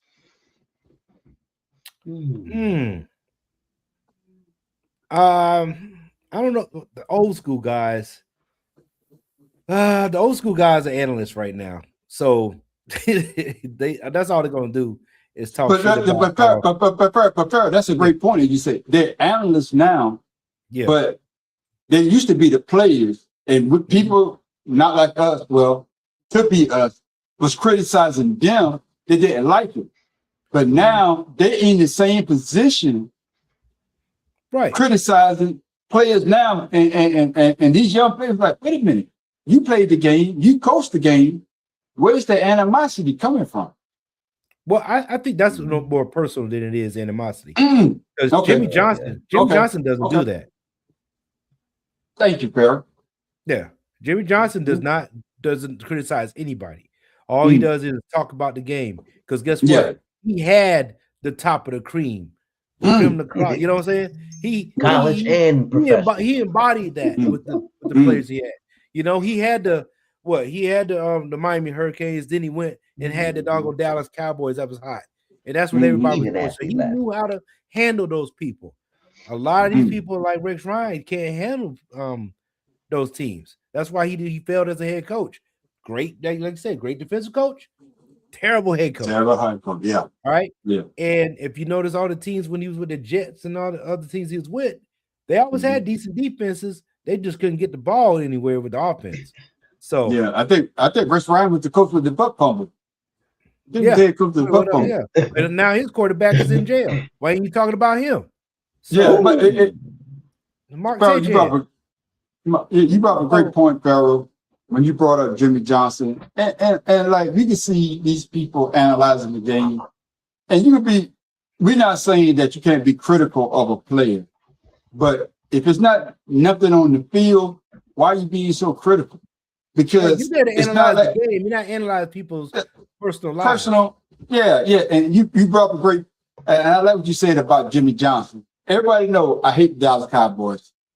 I can never say anything good about the Dallas Cowboys. So I'm gonna say something good about Jimmy Johnson as the head coach of the Miami Hurricanes. I'm not gonna say this shit about this motherfucker winning the championship with Dallas. And I'm gonna talk about a University of Miami player that played for the Cowboys. He told a story. He said that he wanted to weigh some number, and he had to weigh 47. I'm talking about Michael Irvin. That's right. And he said Jimmy Johnson told him a story like, every time I see you catching that ball in the end zone, it look like a big 747. That's it. Michael Irvin like, oh yeah? Yeah. Oh yeah. Oh yeah. And that's why he won 47. And he said, I asked Jimmy Johnson years later, hey, did you actually believe that? He said, man, I just told you anything. He's like, yeah, I bought it too. Like he was Yeah, I remember the conversations. Hey, But what I was saying, because he even made the Miami Dolphins more relevant when he went there. To Exactly. It's about the head coach. It's not about what you do on the field.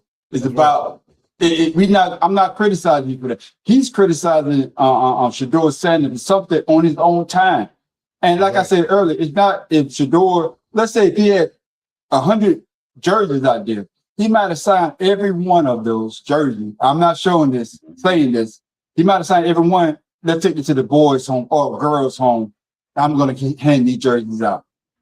You criticize somebody on their okay, King. That like me coming to you, King, and you out there washing your car. And I'm like, damn, King, you don't wash this shit at the job like that.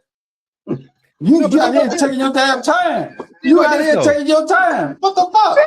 What if Shedeur Sanders was a bust?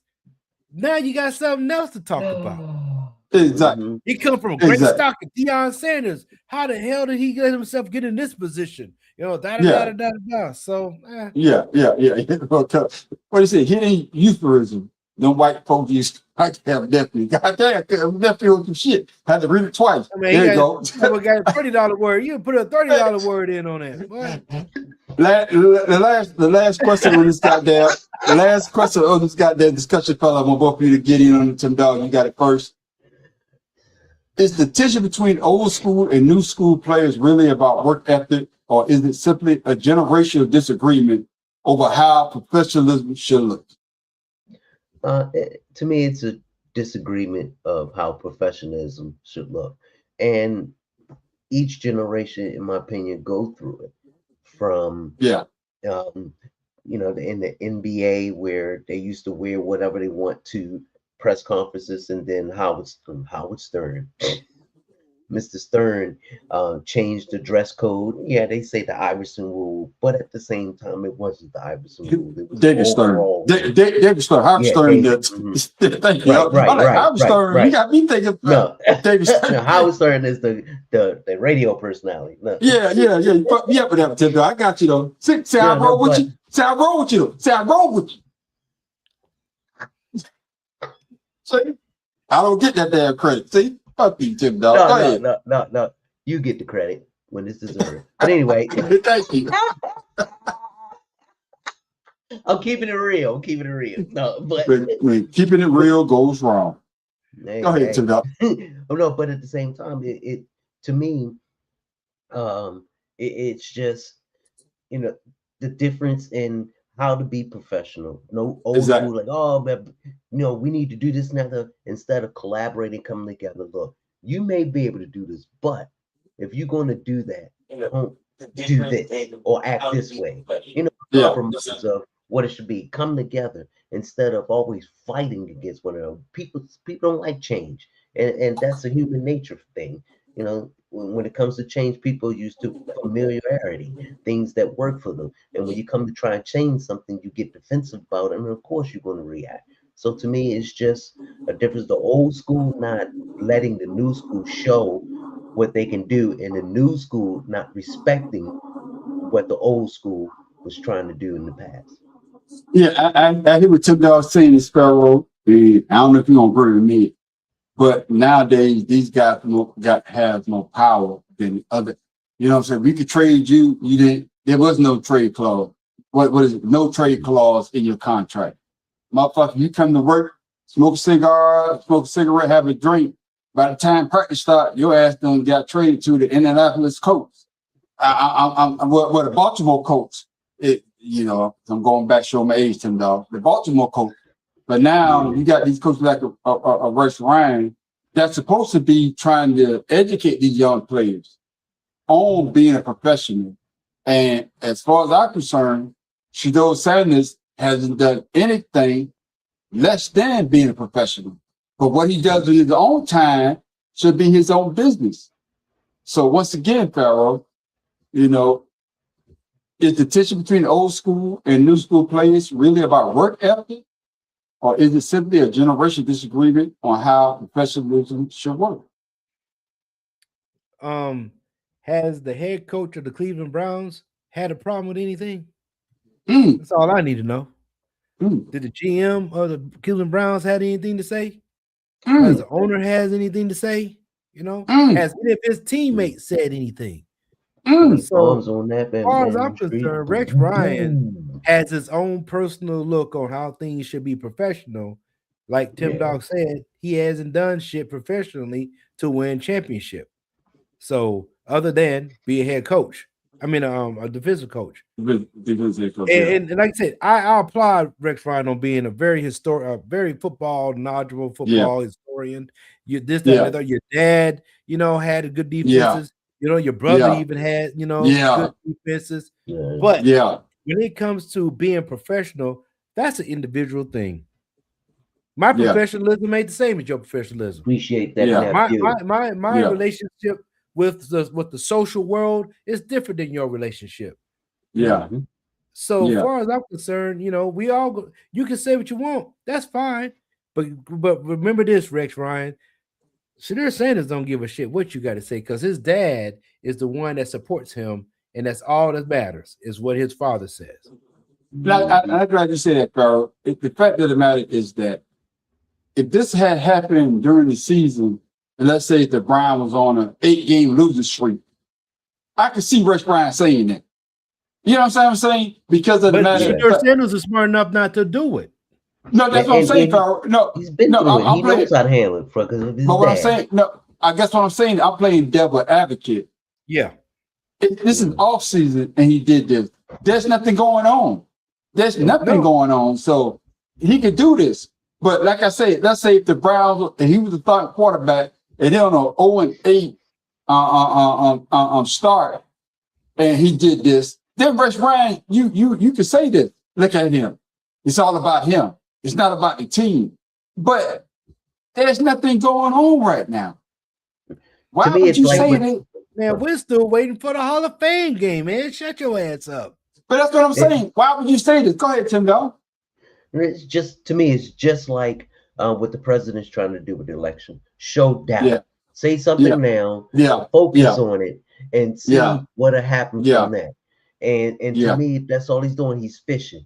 And Shedeur is doing the right thing. He's not reacting. Like I say, he has experience with this before he even become a professional football player.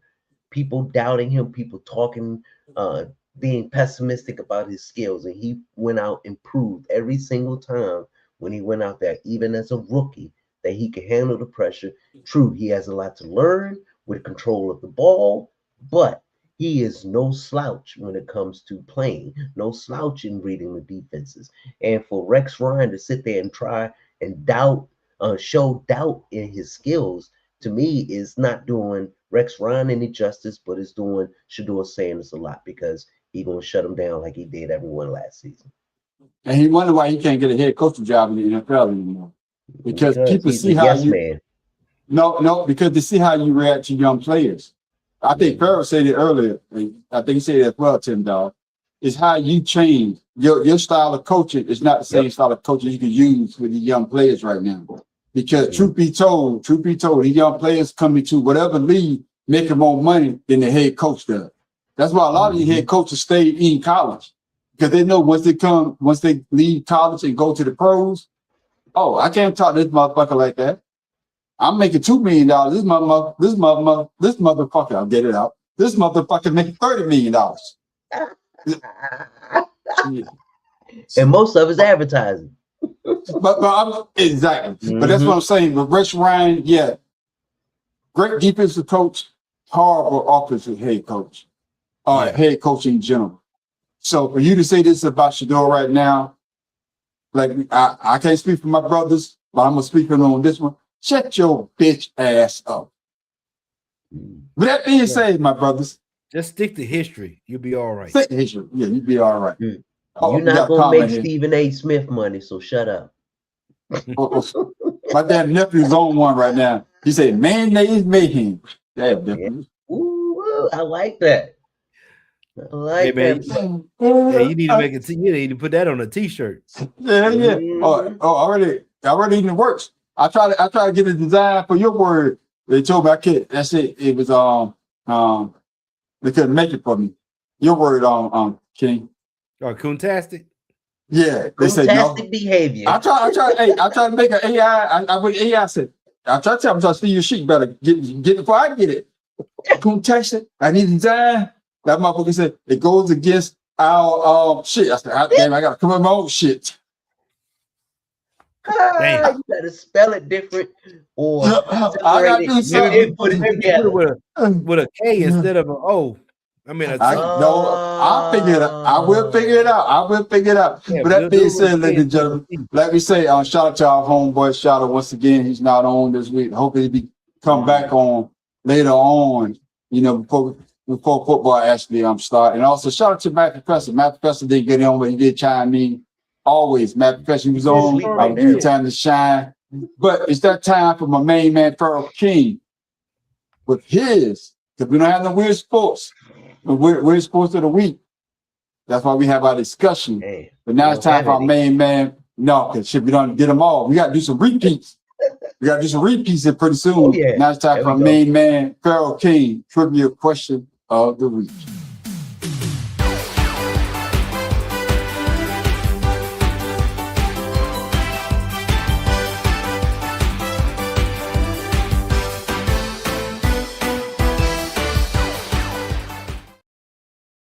Pharoah King, what you got for us this week, my brother?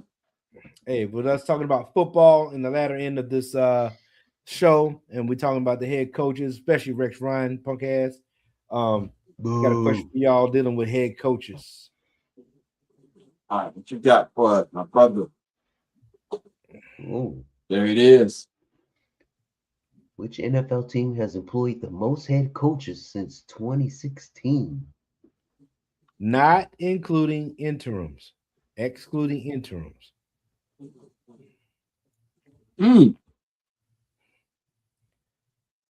I said my answer was Cleveland Browns. Yep, that's what I was saying. I was going to say too, but no, it's not Cleveland because you got it wrong. So it's not Cleveland.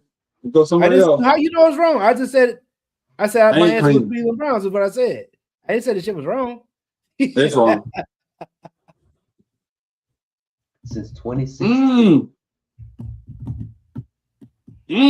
So, thank you. I want to say the Cowboys. I knew that the Cowboys, they bitch ass. And I want to say them King. You supposed to go with me. Like, yeah, you could be right. See what I'm saying? You be definitely. They had the same bitch ass coach. No damn Cowboy. Cowboys ain't in this one. You know the long. Give me the Cardinals. No. Give me the Raiders. I'm going to the Raiders. Oakland Raiders. Las Vegas Raiders. Since 2016? No. I'm going to the Raiders, man. I know it's wrong, but I'm going to the Raiders. But I was going with the Browns too. I'm gonna take the Raiders. Raiders or Ravens? Raiders. Raiders, not Ravens. Raiders. Come on now. Raiders. Yeah. In 2016, they had the least. Yeah, this is head boy. Yeah, this is head boy. I'm just left. Raiders. I can't. No Cincinnati. No. No, not them. Damn, All right, this Farrell, is hard. get. I'm gonna say Cleveland. Yeah, because Farrell, go ahead, give or my answer. Indianapolis. Go ahead. Hey, give a round of applause. Round of applause for who? Round of applause for who? Round of applause. Go ahead, Farrell. Go ahead, hit the button, Tim Dog. Hit the button. Oh, you want me to hit the button? Yeah, hit the button. Hit the button. So that's why he say the Ravens. That's why you want to say this. You make sure I say the Ravens. Don't use the Ravens, motherfucker. Yeah. Man. Yeah, so Jack Del Rio, John Gruden, Rich Bisaccia, Josh Don't remember that motherfucker. Antonio Pierce. Yeah. Right. So dang. Yeah. They had two interim coaches, but they hired Antonio Pierce. So yeah, they hired him because he was the interim coach. And they fired here's the catch though. John Gruden. No, they hired John when they fired John Gruden for that shit with the coach, with the owner from what's it, the owner from Washington? Yeah. Yeah. And they had it's not, I mean they had Pierce. And then they gave him that contract and then fired him the next season. Yeah. Right. Go ahead, Phil. What's crazy is if we would have went one more year, 2015, Los Angeles and Cleveland, Las Vegas Raiders and Cleveland would have tied with 7. The tie. That's right. That's right. That was the catch. That's why it was a toss up between them. Boy, man on the street is on him. First, I was one game roll. The next team was Miami. Yeah. 5, and then New York Jets 5. Yeah. So the Jaguars had the same coach for quite a while there. Jenkins. Who said that? He said, "What about the Jaguars?" I ain't seen no comment. What's that? Oh, what about the Jaguars? Oh, nephew. What about Jaguars? No, nephew. You on my side. You on the winning team. Stick with me. Don't stick with Uncle. Don't stick with Uncle. The Uncle's right. Hey. You gonna stuck all right at the bottom. Right now, the man in the trees on top. That's why Farrell was like, Ravens or Raiders? Right then, I knew I had to answer right. That's I knew I had to answer right. When you say Ravens or Raiders, I knew I got it right this goddamn time. Ladies and gentlemen, that's another main man, Farrell. Like I said, you gonna bring the heat. This is the first time you got one of the answers right in a long damn time. So that means that Farrell's doing his research and bringing the goddamn heat. So if you want to join in with us, with Farrell King, or let us know, Farrell. When you get to your shout out your social media, shout it out. If y'all want to text Farrell a trivia question, get it on the goddamn show. Farrell will shout you out and say, "Hey, this came from this such and such person." Yeah. Farrell let you know his goddamn email so you can test it to him if you want to. But Farrell, once again, thank you for that trivia question of the goddamn week.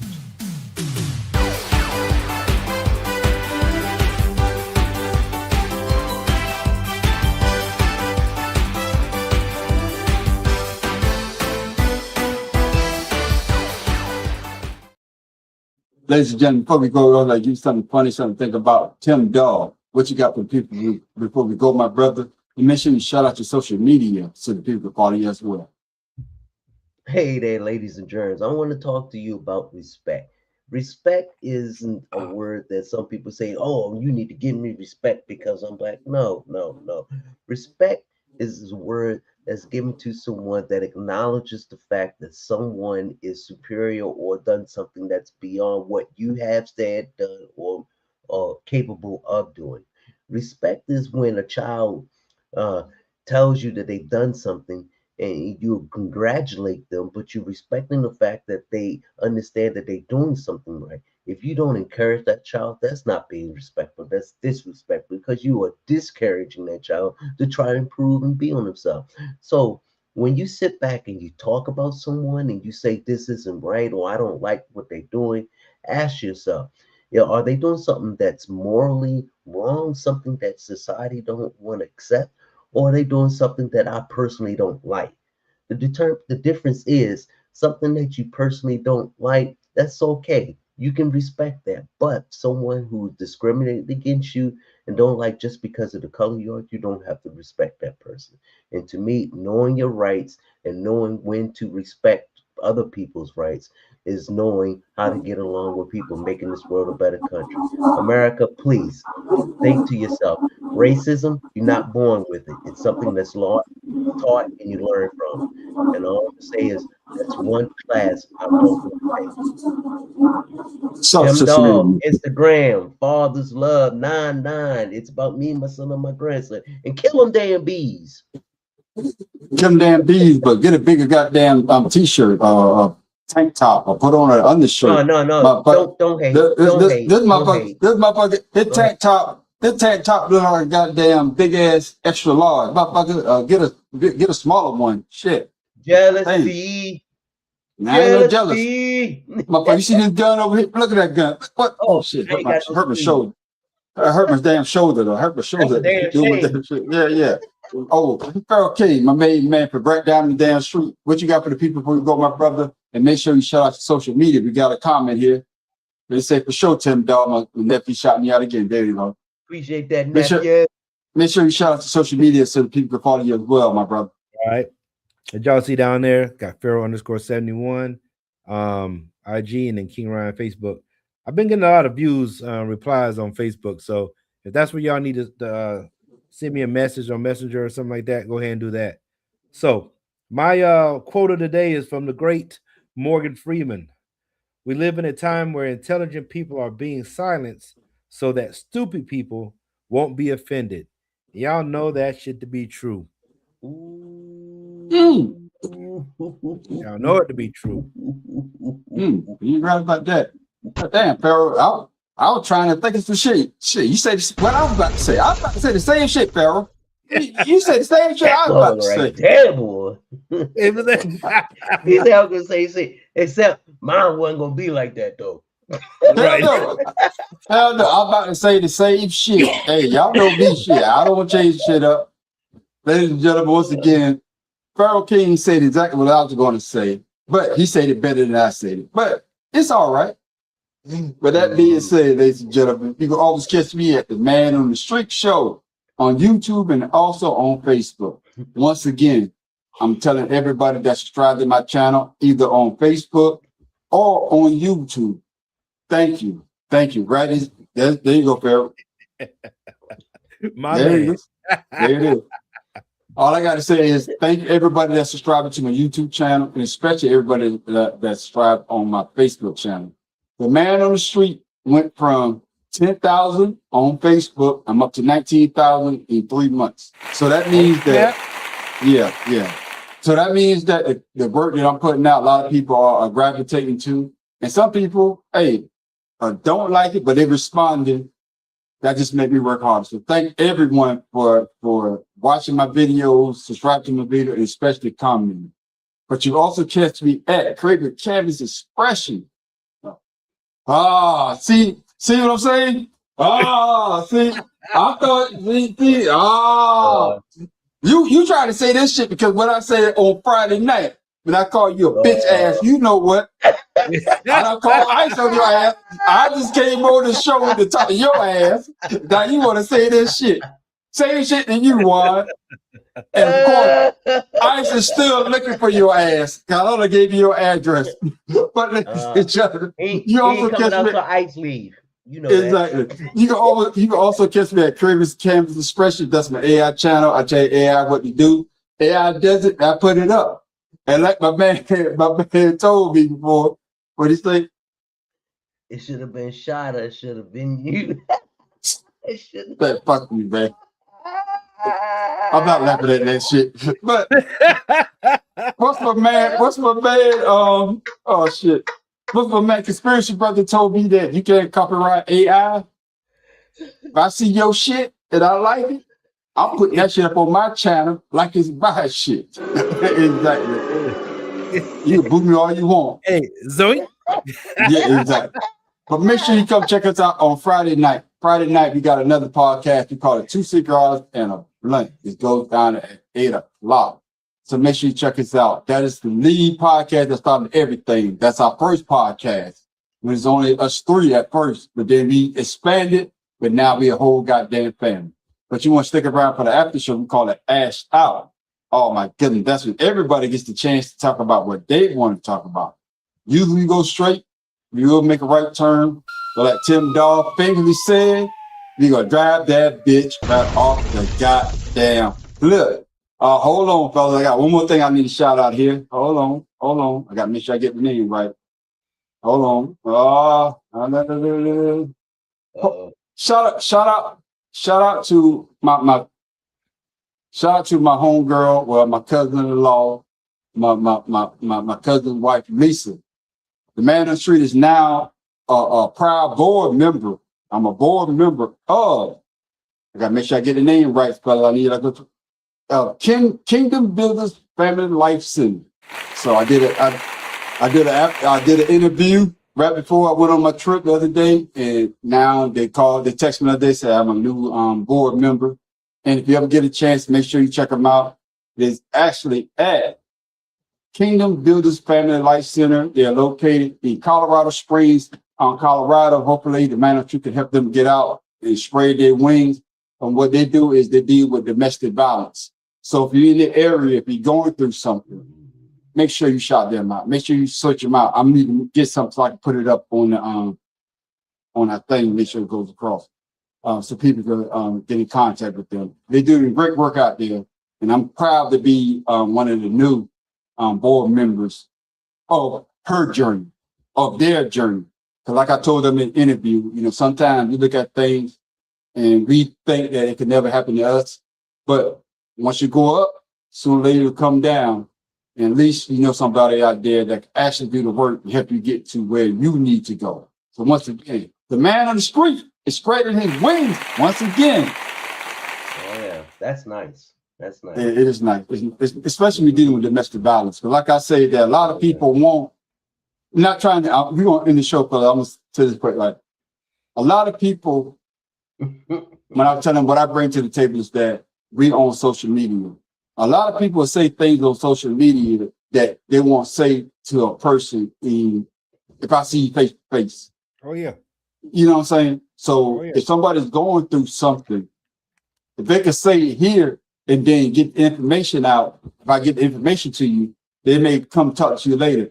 I said this before. When I was a recruiter in New York City, I had 3 guys that would come up to me and all of them say, "Fuck you, I will never join the army," in front of their friends. But then somebody will come back and say, "Man, give me a call," and give me a call. Because they don't want somebody else to know that they might make this choice. So shout out to Miss Lisa and her foundation.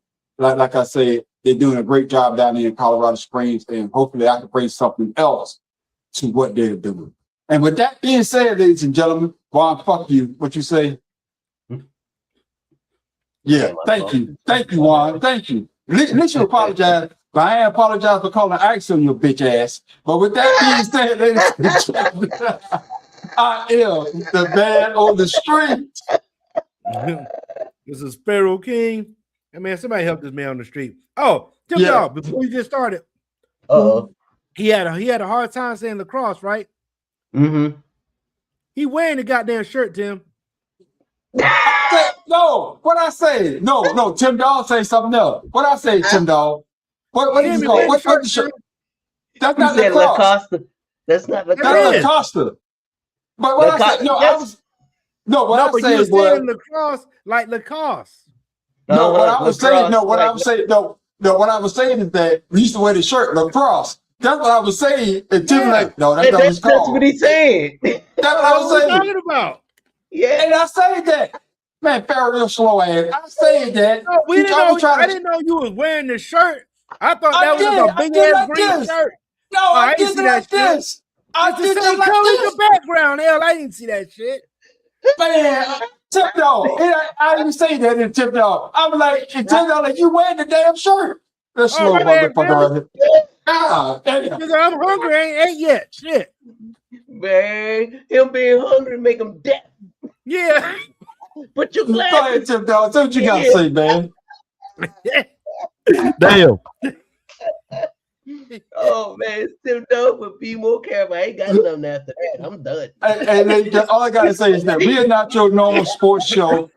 We are not your normal sports show. We go off on a tangent. We talk about other stuff, but hopefully we can entertain you, and hopefully you join us every Wednesday night at 7 o'clock. Like I say, we not getting paid for this. We are three brothers, normally 4 or 5, maybe even 6. We just get together on a Wednesday night at 7 o'clock, and we just like fellowship with one another, and we just talk sports. We talk sports, and we read your sports our way, exactly, Tim Dog. And we read your comments as well. So if you want to be part of something that's different than others podcasts, hey, join us, and tell your friend about us as well. And with that, ladies and gentlemen, we hold on. What I say something different. No. You got your nephew got something up here. What's it say? What is it? Oh, what is it? Why ain't showing him my shit? Oh, you can't man. see it? Hey, Deshaun, man, you gotta do it like that, man. Ain't no 33. It's Bugs Bunny, baby. That's 33 years old. Yeah, that you got that 33 years old. That 33, yeah, that's what it is. That's why I say you need to get another. That's why I say, ladies and gentlemen, if you want to be part of a good show and get a good laugh, hey, this is what it is. Come join us every Wednesday night at 7 o'clock. And trust me. Yeah, Deshaun, you notice neither one of them can fit in their shirts. Neither one of them. Look at him. Charles, you can tell because his skin color different. So you know his shirt to be. Look at that shit, boy. Look at that gun. Look at that gun, boy. Look at that gun. Look at that gun, boy. Y'all ain't no time in that. Hey, ladies and gentlemen, I'm gonna end with this. If you're gonna go out tonight, be careful. Don't drink and drive. Don't be a goddamn Tiger Woods.